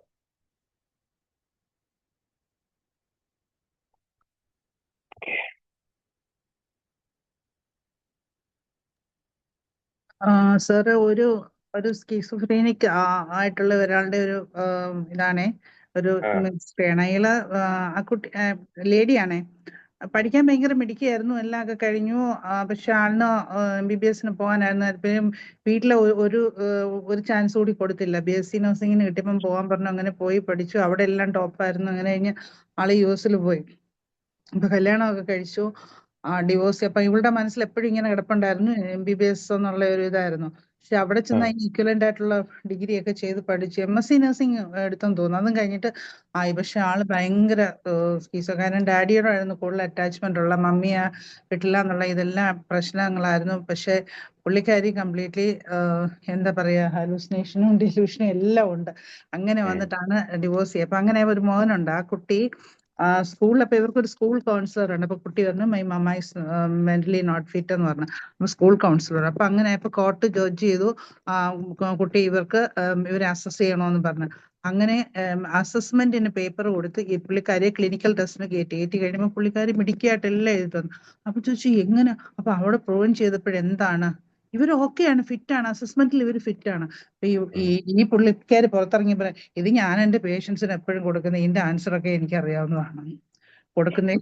അവസാനം കോർട്ടിൽ എന്തായെന്നറിയാം, ജഡ്ജി പറഞ്ഞു ഷീസ് ഫിറ്റ്, അവൾക്ക് ഒരു പ്രശ്നവും ഇല്ല, അതുകൊണ്ട് അവിടെ ട്രീറ്റ്മെന്റ് ചെയ്യാൻ പറ്റത്തില്ല, US ട്രീറ്റ്മെന്റ് ചെയ്യാൻ പറ്റില്ല. ഇയാളെ എങ്ങനെയെങ്കിലും ഇന്ത്യയിലോട്ട് കൊണ്ടുവരണമെങ്കിൽ ഒരു ക്ലിനിക്കൽ സൈക്കോളജിസ്റ്റ് കുറെ പേര് അസിസ്റ്റ് ചെയ്തേ വരാൻ പറ്റും. പക്ഷെ ഇവരുടെ ഒരു പ്രശ്നം എന്ന് പറഞ്ഞാൽ ഇവർ ഫ്ലൈറ്റിൽ കയറാൻ ടിക്കറ്റ് വരെ ബ്രദർ ബുക്ക് ഏതാണ്ട് ഒരു 2 മിനിറ്റ്സിന് മുമ്പേ അത് അവിടുന്ന് ലീവ് ചെയ്ത് വരത്തില്ല, നാട്ടിലോട്ട് വരത്തില്ല. ഭയങ്കരമായിട്ട് ഇപ്പൊ മമ്മിയെ ഭയങ്കര എന്മിയായിട്ടാ കാണുന്നത്. അപ്പൊ എന്ത് ചെയ്യാൻ, അവർക്ക് എങ്ങനെയെങ്കിലും ഇവിടെ വന്നെങ്കിൽ ഡോക്ടർ ചെറിയാനെ ഒന്ന് കാണിക്കണമെന്നുള്ള ആഗ്രഹമുണ്ട്. എങ്ങനെയെങ്കിലും നാട്ടിലെത്തിക്കാന്നുള്ളതാണ്. പക്ഷെ പുള്ളിക്കാരിയൊക്കെ എത്തിക്കാൻ പറ്റുന്നില്ല. ആര് ഇനിഷ്യേറ്റ് ചെയ്യും എന്നുള്ളതാണ് അവിടുത്തെ ക്വസ്റ്റ്യൻ. എന്താ ഈ ഒരു കേസ് എന്റെ ഒരു മനസ്സിലായ സ്ഥിതിക്ക് 2 കാര്യങ്ങളാണ്. ഒന്നുള്ളത് ബ്രെയിൻ സ്ട്രക്ചർ ഡിഫറൻസ് ബാധിച്ചിട്ടുണ്ടാവണം. രണ്ടാമത് എൻവിറോൺമെന്റ് സിസ്റ്റം. ബ്രെയിൻ എന്ന് പറയുമ്പോൾ അവർ ജീവിതത്തിൽ പഠിച്ചിട്ട് ഇമാജിൻ സ്റ്റഡീസ് ആണ് ഇപ്പൊ നിലവിലുള്ള എല്ലാം. അത് റിയൽ ലൈഫിലെ അവർ ഒരിക്കലും കൊണ്ടുപോയിട്ടില്ല. പഠിക്കാൻ ആഗ്രഹമുള്ളത് മറ്റൊരു വിഷയം, പക്ഷെ ബാക്കി പഠിച്ചതൊക്കെ ഈ ഒരു ഇമാജിൻ വരെ ആർക്കോ വേണ്ടി പോലെ. അങ്ങനെ മറ്റതുപോലെ എന്താണ് എൻവിറോൺമെന്റ് സ്റ്റേറ്റ് ചെയ്യുന്ന സിറ്റുവേഷൻ വരികയാണ്. അവർക്ക് ചുറ്റുപാടിൽ എന്തെങ്കിലും തരത്തില് ഈ ഒരു സിവിയർ സ്ട്രെസ് ഇതുമായിട്ട് വന്നിട്ടുണ്ടെങ്കിൽ, അതേപോലെ ഏതെങ്കിലും ചൈൽഡ്ഹുഡ് ട്രോമകൾ, പിന്നെ അതേപോലെ ഈ ഒരു മറ്റു തരത്തിൽ ഏതെങ്കിലും ശാരീരികമായി മെന്റലി ഒക്കെ ഉണ്ടെങ്കിൽ ഇപ്പൊ നിലവിൽ അവർക്ക് വളരെയധികം ഇതിനെ ബാധിച്ചിട്ടുണ്ട്. പക്ഷെ ഇപ്പൊ നോർമലി നമുക്ക് നോക്കുമ്പോൾ അറിയണമെന്നില്ല, അത് ചിലപ്പോ സംസാരത്തിലൂടെ അറിഞ്ഞോളൂ. അതുകൊണ്ട് തന്നെ അവർ മെന്റലി ഫിറ്റ് എന്ന് അവിടെ കണ്ടിട്ടുള്ളത് അവർ സ്വയമായിട്ട്. കാരണം ഇതൊക്കെ എക്സ്പീരിയൻസ് ആണ് അവർക്കൊക്കെ തിരിച്ചറിയാം. പക്ഷെ അവരുടെ ബ്രെയിൻ സിസ്റ്റം എന്താണ് ഇംബാലൻസ് ആയിട്ട് തെറ്റിക്കെടുക്കുകയാണ്. അത് കറക്റ്റ് വേ കൂടെ അല്ല പോകുന്നത്. അതുകൊണ്ടായിരിക്കും. കാരണം ആ ഒരു ബ്രെയിൻ നടക്കുന്ന സിസ്റ്റം കറക്റ്റ് ആയിട്ട് മുന്നോട്ട് പോവുകയാണെങ്കിൽ അതിൽ കറങ്ങി കോർട്ടക്സ് എന്നൊന്നും അമിഗ്ഡാലയെന്നാണെങ്കിലും നമുക്ക് ഒരു ബ്രെയിൻ സിസ്റ്റം ഇപ്പൊ ഞാൻ ചിന്തിക്കുന്നത് പോലെ തന്നെയല്ല കാര്യങ്ങൾ ഇവിടെ പറയുന്നത് എങ്കിലും അപ്പോൾ ഈ ഒരു സെഷൻ നടന്നിട്ട് കാര്യമില്ല, ആർക്കൊന്നും മനസ്സിലാവില്ല. അപ്പോൾ അതേപോലെ നിങ്ങളൊരു കാര്യം എന്നോട് പറയുകയാണെങ്കിൽ ഇപ്പൊ ആ കേസിൽ ആദ്യം പറയേണ്ട അവസാനം പറയുമ്പോൾ സമയത്ത് എന്താണ് നമ്മുടെ മെമ്മറി കറക്റ്റ് അല്ല. ഇതേപോലെ ചിലപ്പോ പല സിറ്റുവേഷനും ആളുകൾക്ക് ഉണ്ടാവും. ചിലപ്പോ ഈ ഒരു ബ്രെയിൻ സിസ്റ്റം എന്ന് പറയുന്നത് നമുക്ക് ലൈഫിൽ ഉണ്ടാകുന്ന ഓരോ എക്സ്പീരിയൻസ് അനുസരിച്ച് അതിൽ ലേണിംഗുമാണ്. കാരണം ഓരോ ബിഹേവിയർ പഠിക്കുന്ന അനുസരിച്ച് നമ്മുടെ മാറ്റങ്ങൾ വരണം. അത് മാറ്റം പെടാതെ നമുക്ക് ജീവിതത്തിൽ മറ്റൊരു പുതിയൊരു എക്സ്പീരിയൻസ് ഉണ്ടാവാൻ സാധ്യതയില്ല. പഠിച്ചത് തന്നെ അവിടെ തന്നെ മുന്നോട്ട് പോകുന്ന സമയത്ത് ഈ പറഞ്ഞതുപോലെ പ്രശ്നങ്ങൾ ഉണ്ടാവും. അപ്പോൾ ബ്രെയിൻ ആണെങ്കിലും നമ്മുടെ ഡെയിലി ലൈഫിലുണ്ട്, ഡെയിലി എന്താണ് പുതിയ പുതിയ അപ്ഡേഷൻസുകൾ നമ്മൾ ഇങ്ങനെ കൊണ്ടുകൊടുക്കണം. പഠിച്ചത് തന്നെ നമ്മൾ എന്താണ് റിപ്പീറ്റ് ചെയ്തില്ല നമുക്ക് ഓർമ്മ ഉണ്ടാവും? ഇല്ല, ഓർമ്മ ഉണ്ടാവില്ല. ഇതേപോലെ തന്നെയാണ്, എനിക്ക് തോന്നുന്നു അങ്ങനെയാണെന്നുള്ളത്. ഇവരൊരു ഹോസ്പിറ്റലിൽ വർക്ക് ചെയ്തോണ്ടിരുന്ന, പക്ഷെ ആ ഹോസ്പിറ്റലിൽ നിന്ന് പുള്ളിക്കാരി ഈ പറഞ്ഞതുപോലെ അവരെ ഡോക്ടേഴ്സിനെ എല്ലാം ഇവർ അങ്ങോട്ട് പഠിപ്പിക്കും. ഈ പറഞ്ഞ പോലെ ഹൈലി ഐക്യു എന്ന് പറഞ്ഞ പോലെ അവരുമായിട്ട് ശരിയാവത്തില്ല, എന്തെങ്കിലും പറഞ്ഞു ഉടക്കും. ഉടക്കി അവസാനം ഇപ്പൊ ജോലിക്ക് പോകാതെ ഇരിക്കുകയാണ്. കാര്യം എല്ലാം മമ്മിയെ ഭയങ്കര എന്മിയായിട്ടാണ് കാണുന്നത്. അവർക്ക് എന്തോ വിഷമം, അവരെന്താ ചെയ്യാൻ പറ്റുക. ഒരു ചാൻസ് കൂടി ചോദിച്ചിട്ട് കൊടുത്തില്ല എന്നാണ് പറയുന്നത്. കാരണം നോർമലി ഇവൾക്ക് ഫസ്റ്റ് ചാൻസിൽ ഒരു റിപ്പറ്റീഷനും ഒന്നുമില്ലാതെ ഒരു കോച്ചിങ് ഇല്ലാതാണ് ഇത് കിട്ടിയത്. ഭയങ്കര മിടുക്കിയായിരുന്നു പഠിക്കുന്ന സമയത്ത്, വളരെ കാമായിരുന്നു, നല്ല കാര്യങ്ങൾ. പക്ഷെ എന്ത് ചെയ്യാൻ, അത് ഇങ്ങനെ ആയിപ്പോയി. ഇത് ഫസ്റ്റിൽ ഞാൻ അറിഞ്ഞ ചില മൈ റിലേറ്റീവ് എന്നെ ഒരിക്കൽ ഞാൻ സൈക്കോളജി പഠിക്കാൻ തുടങ്ങിയപ്പം എന്നെ US ന്ന് വിളിച്ചു. അപ്പോഴേ എനിക്ക് മനസ്സിലായി സംതിങ് റോങ്. കാരണം പറയുന്നൊക്കെ ഡെലൂഷൻ, ഈ പറഞ്ഞ പോലെ ഹാലൂസിനേഷൻ ആയിട്ടുള്ള കാര്യങ്ങളാണ്. അപ്പൊ എനിക്ക് അപ്പോഴേ പിടികിട്ടി ഇത് സ്കീസോഫ്രീനിക് ആണ് എന്നുള്ളത് മനസ്സിലായി. ഞാൻ ജസ്റ്റ് സ്റ്റാർട്ട് ചെയ്തേ ഉള്ള എന്റെ പഠനം ആ ടൈമിലാണ്. പിന്നെ ഇപ്പൊ അടുത്തിടയ്ക്ക് ബ്രദർ ഇങ്ങനെ വിളിച്ചു കാര്യങ്ങളൊക്കെ പറഞ്ഞു, പുള്ളി കരഞ്ഞു. എന്തോ ചെയ്യാൻ, ഒരു ബ്രദർ അവിടെ അടുത്ത് തന്നെയുണ്ട്. പക്ഷെ നമ്മള് ആക്സെപ്റ്റ് ചെയ്യത്തില്ല, ബ്രദറിനെയും സ്കോൾഡ് ചെയ്യണം, ബ്രദറിന്റെ അടുത്തും പോകത്തില്ല. അവർക്ക് അവരെ എല്ലാം അവർക്ക് 3 പെൺകുട്ടികളാണ് ബ്രദറിന്. അവരെയൊക്കെ എന്താ പറയാ, ഓരോ രീതിയിലൊക്കെ സംസാരിക്കാം ആ കുട്ടികളോടൊക്കെ. അപ്പൊ അവർക്ക് വിഷമം. ഇങ്ങനെയെങ്കിലും ഇവളെ നാട്ടിലെത്തിക്കുക എന്നുള്ളതാണ്. പക്ഷെ അത് പറ്റുന്നില്ല. 2-3 പ്രാവശ്യം ടിക്കറ്റ് എടുത്ത് അറ്റംപ്റ്റ് ചെയ്ത, പക്ഷെ ഇവള് അപ്പോഴത്തേനും മുങ്ങിക്കളയും ഓടുന്ന. ഡാഡി മരിച്ചു, he's no more now. Daddy എന്ന് വെച്ചാൽ ഭയങ്കര ഇതായിരുന്നു, അറ്റാച്ച്മെന്റ് ആയിരുന്നു ഡാഡിയായിട്ട്. പക്ഷെ മമ്മിയാണ് ബ്ലെയിം ചെയ്യുന്നത്. ഈ പറഞ്ഞതുപോലെ കുട്ടിക്കാലത്ത് ഉണ്ടാവുന്ന സംഭവങ്ങളൊക്കെ അയാള് ഒരിക്കലും അയാൾ റിക്കവറി ചെയ്തിട്ടില്ല എന്നുള്ളതായിരിക്കാം. അതാണ് എന്നെ മമ്മി ഫോഴ്സ് ചെയ്ത് വിട്ടതാണ്. എന്റെ ഏറ്റവും വലിയ ഒരു ഡ്രീം ആയിരുന്നു എനിക്ക് ഡോക്ടർ ആകുക എന്നുള്ളത്. ഒരു ചാൻസ് കൂടെ ഞാൻ മമ്മിയോട് ചോദിച്ചിട്ട്, അന്നൊക്കെ ഇതായത് ഈ സ്കിസോഫ്രീനിക്ക് കുറച്ച് ആകുന്നതിന് മുമ്പ് പറഞ്ഞ കാര്യങ്ങളായിരുന്നു, ആദ്യം തുടങ്ങിയതാണിത്. അങ്ങനെ പിന്നെ എല്ലാം അവളിങ്ങനെ ഓരോ ട്രോമാസ് എല്ലാത്തിലും ഇവളിങ്ങനെ കാണുകയാണ്, മമ്മിയാണ് എല്ലാത്തിനും എന്നെ ഇങ്ങനെ ആക്കിയത്. അവള് അങ്ങനെ ഇതാണെന്നുള്ള ഒരു രീതി ഭയങ്കര ശരിക്കും വല്ലാതായിപ്പോയി. കൊച്ചു സെപ്പറേഷന് അവിടെ 18 years ആവാതെ ഫാദറിന്റെ കൂടെ മദറിന്റെ കൂടെ വിടത്തില്ലല്ലോ. അപ്പം ഇത്ര ദിവസം മമ്മിയുടെ കൂടെ, ഇത്ര ദിവസം ഡാഡിയുടെ കൂടെ നിൽക്കുന്ന ആ പുള്ളിക്കാരൻ ഇതായി, പുള്ളി വേറെ കല്യാണം കഴിച്ചു. അതാണ് അവിടെ പ്രശ്നം. ഇവളതിന് പറയുന്ന റീസൺസ് ഗ്യാംബ്ലിംഗ് ആയിരുന്നു പുള്ളി, അങ്ങനെയൊക്കെയാണ് റീസൺസ് കണ്ടത്. നമുക്ക് അറിയത്തില്ല വാട്ട് ഹാപ്പൻ റിയലി, എന്താ അവിടെ സംഭവിച്ചെന്ന് നമുക്ക് അറിയത്തില്ല. ഇങ്ങനെയൊക്കെ പറയുന്നത്. പക്ഷെ വീട്ടുകാരെല്ലാം ഇവളുടെ ഈ രോഗത്ത് ഈ പ്രശ്നം കൊണ്ടാണെന്നാണ് പറയുന്നത്. അവനെ സപ്പോർട്ട് ചെയ്യുന്നുണ്ട് വീട്ടുകാര്. ഇവളുടെ കുഴപ്പമാണെന്നാണ് പറയുന്നത്. ഇതിനകത്ത് എന്തൊക്കെയാണെന്നുള്ളത് ശരിക്കും നമുക്കും അറിയത്തില്ല. ഞാനിപ്പോ എന്താ വെച്ചാല് എന്റെ ഫോൺ കംപ്ലീറ്റ് മെസ്സേജസ്, എന്റെ ദൈവമേ, US അവിടുത്തെ ഏതോ ഒരാളാണെങ്കിൽ വൈറ്റ്സിൽ ഒരാൾ എന്നെ പ്രസിഡന്റ് ആകാൻ വേണ്ടിയിട്ട്, എന്നെ കല്യാണം കഴിക്കാൻ വേണ്ടിയിട്ട് ഇവൻ ഇങ്ങനെ നടക്കുകയാണ്. ചേച്ചി ഇങ്ങനെ കുറേ ഊബറുകൾ ഇങ്ങനെ ഒരേ ടൈമിൽ ഇങ്ങനെ വരുന്നുണ്ട്, കറുത്ത സൺഗ്ലാസ് വെച്ചിട്ട് ഇങ്ങനെ കുറേ ഒരേപോലെ വന്ന് നിന്ന്. അപ്പൊ ഇവൻ എന്താ ഹെലികോപ്റ്റർ മേളിൽ ഇങ്ങനെ കുറേ കാര്യങ്ങളൊക്കെ. അപ്പോഴേ എനിക്ക് മനസ്സിലായി ഹാലുസിനേഷൻ ഡെലൂഷൻ ഉണ്ടോന്നുള്ളത് എനിക്ക് പിടി. ഇങ്ങനെയൊക്കെ കുറെ കാര്യങ്ങൾ കണക്റ്റഡ് അല്ല, അത് ഡിസോർഗനൈസ്ഡ് ആയിട്ടാണ് സംസാരിക്കുന്നത്. പിന്നെ ഞാൻ അവസാനം എന്ത് ചെയ്യുന്നറിയോ, ഞാൻ ബ്ലോക്ക് ചെയ്ത്. എനിക്ക് പഠിക്കാനും പറ്റുന്ന, എപ്പോഴും ഒരു ദിവസം ചിലപ്പോൾ ഒരു 10-15 പ്രാവശ്യമൊക്കെ വിളിക്കും സാർ. ഇങ്ങനെ മിനിറ്റ് കഴിയുമ്പോഴത്തേന് അങ്ങനെ ഇങ്ങനെ ആദ്യം പറഞ്ഞ് ഇതും ഒന്നും കണക്റ്റഡ് അല്ലാത്ത കാര്യങ്ങളാ. അപ്പൊ ഞാൻ അത് സംഭവം തുടക്കത്തിൽ ഒരു ബൗണ്ടറി സെറ്റ് നിങ്ങൾ ചെയ്തിട്ടില്ല. അപ്പൊ നിങ്ങൾ ഒരു ഡീപ്പ് ആയിട്ടുള്ള ഒരു റിലേഷൻഷിപ്പിൽ നിങ്ങൾ പോയി, എന്തും നിങ്ങളോട് പറയാൻ, നിങ്ങൾ എന്ത് മറുപടി കൊടുക്കും എന്നുള്ള. അപ്പൊ അവർക്ക് എന്ത് ഫീലിങ്സ് ഉണ്ടായാലും എന്ത് സമയം ഓടി വന്ന് നിങ്ങളോട് പറയുന്നത്. അത് എന്റെ കസിൻ അല്ലേ. അപ്പൊ ഞാൻ ആ ഒരു കുഞ്ഞിലെ അവളെ കണ്ട രീതിയിലാണ് ഞാൻ കണ്ടിട്ടുള്ളത്. അപ്പൊ ഇത്രയും ഇങ്ങനെ ആയിരുന്നൊന്നും ഞാൻ അറിയുന്നില്ല. അപ്പൊ അതുകൊണ്ടാണ് ഞാൻ ബൗണ്ടറി സെറ്റ് ചെയ്യാതിരുന്നതിന്റെ മെയിൻ കാര്യം. കാരണം അത് ഫസ്റ്റില് തന്നെ വിളിക്കുമ്പോഴേ പറഞ്ഞേ, ഒറ്റ കരച്ചിലായിരുന്നു. കാരണം വിളിച്ചിട്ട് പറഞ്ഞ എന്താണെന്നറിയാം, ചേച്ചി എന്നെ എന്താ ഭ്രാന്തിയാന്ന് പറയല്ലേ എന്ന് മാത്രം തുടങ്ങി. എനിക്ക് ഭ്രാന്തൊന്നും ഇല്ല ഇങ്ങനെ പറഞ്ഞുകൊണ്ടാണ് കരഞ്ഞു തുടങ്ങിയതാണ്. അപ്പൊ ഞാനങ്ങ് ഷോക്ഡ് ആയിപ്പോയി ഫസ്റ്റ്, ഇത് എന്താ ആണെന്നുള്ള. പിന്നെ പിന്നെ ഇങ്ങനെ മെസ്സേജുകൾ, അതുകൊണ്ട് എനിക്ക് ഒന്നും ചെയ്യാൻ വയ്യാത്ത ഒരു അവസ്ഥയായിപ്പോയി. എന്നിട്ട് ഞാൻ പറഞ്ഞു, മോളെ I will be with you, ഞാൻ നിന്റെ കൂടെ ഉണ്ട്. അങ്ങനെ പറഞ്ഞപ്പോൾ അവള് കുറച്ചൊന്ന് ശാന്തമായി. ഞാനുണ്ട്, എനിക്ക് ആരും ഇല്ല എന്ന് പറഞ്ഞ് കരഞ്ഞപ്പോ ഞാൻ പറഞ്ഞു ഞാൻ നിന്റെ കൂടെ ഉണ്ടെന്ന് പറഞ്ഞു. അപ്പൊ എനിക്ക് ബൗണ്ടറി സെറ്റ് ചെയ്യാൻ പറ്റാ. അവസാനം വന്നിപ്പോ ഞാൻ ബ്ലോക്ക് ചെയ്തു. കാര്യം ബ്ലോക്ക് ചെയ്തു എന്ന് പറഞ്ഞാൽ അത്രയ്ക്ക് മെസ്സേജുകളാണ് എന്റെ ഇതിൽ വരുന്നത്, ബ്രോഷേഴ്സും മെസ്സേജസും അല്ല. കാര്യം എനിക്ക് പിന്നെ അവസാനം കേട്ട് ഞാൻ അവസാനം എനിക്ക് പ്രശ്നമാവും. അതുകൊണ്ട് ഞാനങ്ങ് ബ്ലോക്ക് ചെയ്ത് വിട്ടു. കാര്യം ഷീസ് അവര് യുഎസിലാണ്, ഞാൻ ഇവിടെയാണ്. അപ്പൊ അതുകൊണ്ട് അവര് ചെയ്യട്ടെ. എന്തായാലും മെഡിക്കേഷനോട് സമ്മതിക്കുന്നില്ല.